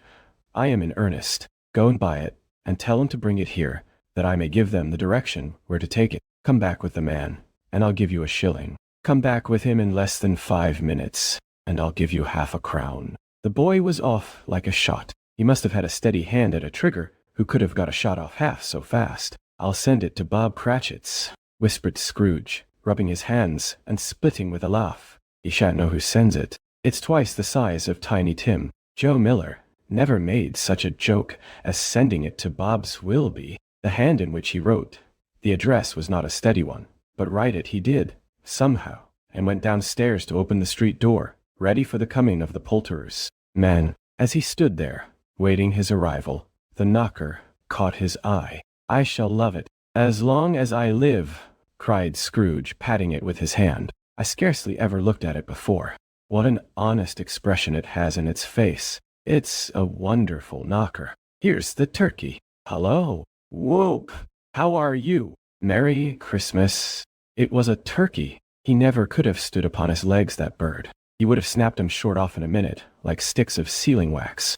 "Why, it's impossible to carry that to Camden Town," said Scrooge. "You must have a cab." The chuckle with which he said this, and the chuckle with which he paid for the turkey, and the chuckle with which he paid for the cab, and the chuckle with which he recompensed the boy were only to be exceeded by the chuckle with which he sat down breathless in his chair again, and chuckled till he cried. Shaving was not an easy task, for his hand continued to shake very much, and shaving requires attention even when you don't dance while you are at it. But if he had cut the end of his nose off, he would have put a piece of sticking plaster over it and been quite satisfied. He dressed himself all in his best, and at last got out into the streets. The people were by this time pouring forth, as he had seen them with the ghost of Christmas present, and walking with his hands behind him. Scrooge regarded everyone with a delighted smile. He looked so irresistibly pleasant, in a word, that 3 or 4 good-humored fellows said, "Good morning, sir. A Merry Christmas to you." And Scrooge said often afterwards that of all the blithe sounds he had ever heard, those were the blithest in his ears. He had not gone far, when coming on towards him, he beheld the portly gentleman who had walked into his counting-house the day before, and said, "Scrooge and Marley's, I believe." It sent a pang across his heart to think how this old gentleman would look upon him when they met, but he knew what path lay straight before him, and he took it. "My dear sir," said Scrooge, quickening his pace, and taking the old gentleman by both his hands. "How do you do? I hope you succeeded yesterday. It was very kind of you. A Merry Christmas to you, sir." "Mr. Scrooge?" "Yes," said Scrooge. "That is my name, and I fear it may not be pleasant to you. Allow me to ask your pardon. And will you have the goodness here?" Scrooge whispered in his ear. "Lord bless me," cried the gentleman, as if his breath were taken away. "My dear Mr. Scrooge, are you serious?" "If you please," said Scrooge. "Not a farthing less. A great many back payments are included in it, I assure you. Will you do me that favor?" "My dear sir," said the other, shaking hands with him, "I don't know what to say to such if I don't say anything, please," retorted Scrooge. "Come and see me." "Will you come and see me?" "I will," cried the old gentleman, and it was clear he meant to do it. "Thank'ee," said Scrooge. "I am much obliged to you. I thank you 50 times. Bless you." He went to church, and walked about the streets, and watched the people hurrying to and fro, and patted children on the head, and questioned beggars, and looked down into the kitchens of houses, and up to the windows, and found that everything could yield him pleasure. He had never dreamed that any walk, that anything could give him so much happiness. In the afternoon he turned his steps towards his nephew's house.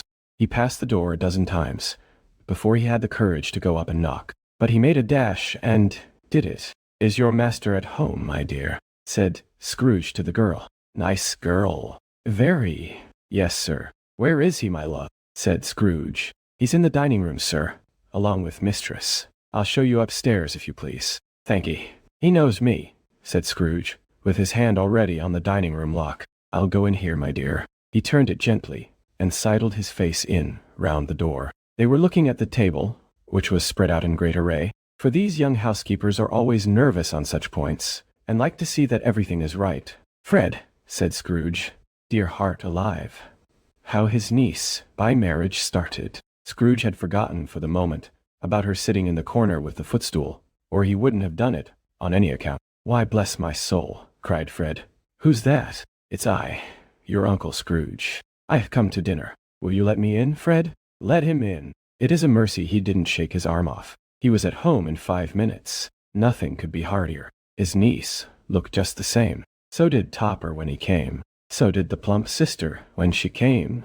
So did everyone when they came. Wonderful party. Wonderful games. Wonderful unanimity. Wonderful happiness. But he was early at the office next morning. Oh, he was early there. If he could only be there first, and catch Bob Cratchit coming late. That was the thing he had set his heart upon. And he did it. Yes, he did. The clock struck 9. No Bob. A quarter past. No Bob. He was full 18 minutes and a half behind his time. Scrooge sat with his door wide open, that he might see him come into the tank. His hat was off before he opened the door. His comforter, too. He was on his stool in a jiffy, driving away with his pen, as if he were trying to overtake 9 o'clock. "Hullo?" growled Scrooge in his accustomed voice, as near as he could feign it. "What do you mean by coming here at this time of day?" "I am very sorry, sir," said Bob. "I am behind my time." "You are," repeated Scrooge. "Yes, I think you are." "Step this way, sir, if you please." "It's only once a year, sir," pleaded Bob, appearing from the tank. "It shall not be repeated. I was making rather merry yesterday, sir." "Now, I'll tell you what, my friend," said Scrooge. "I am not going to stand this sort of thing any longer." And therefore he continued, leaping from his stool, and giving Bob such a dig in the waistcoat that he staggered back into the tank again. "And therefore I am about to raise your salary." Bob trembled, and got a little nearer to the ruler. He had a momentary idea of knocking Scrooge down with it, holding him, and calling to the people in the court for help, and a straight waistcoat. "A Merry Christmas, Bob," said Scrooge, with an earnestness that could not be mistaken, as he clapped him on the back. "A merrier Christmas, Bob, my good fellow, than I have given you for many a year. I'll raise your salary, and endeavor to assist your struggling family, and we will discuss your affairs this very afternoon, over a Christmas bowl of smoking Bishop Bob. Make up the fires, and buy another coal scuttle before you dot another I.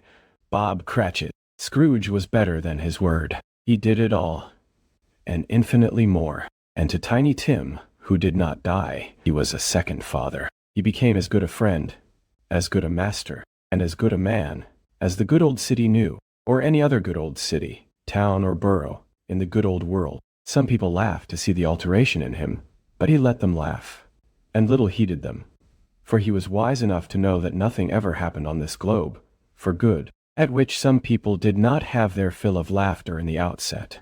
And knowing that such as these would be blind anyway, he thought it quite as well that they should wrinkle up their eyes in grins, as have the malady in less attractive forms. His own heart laughed, and that was quite enough for him. He had no further intercourse with spirits, but lived upon the total abstinence principle ever afterwards, and it was always said of him that he knew how to keep Christmas well, if any man alive possessed the knowledge. May that be truly said of us, and all of us. And so, as Tiny Tim observed, God bless us, everyone.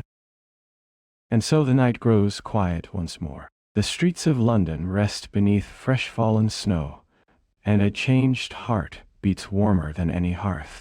Thank you for joining me for A Christmas Carol. May its spirit stay with you long after the candles fade.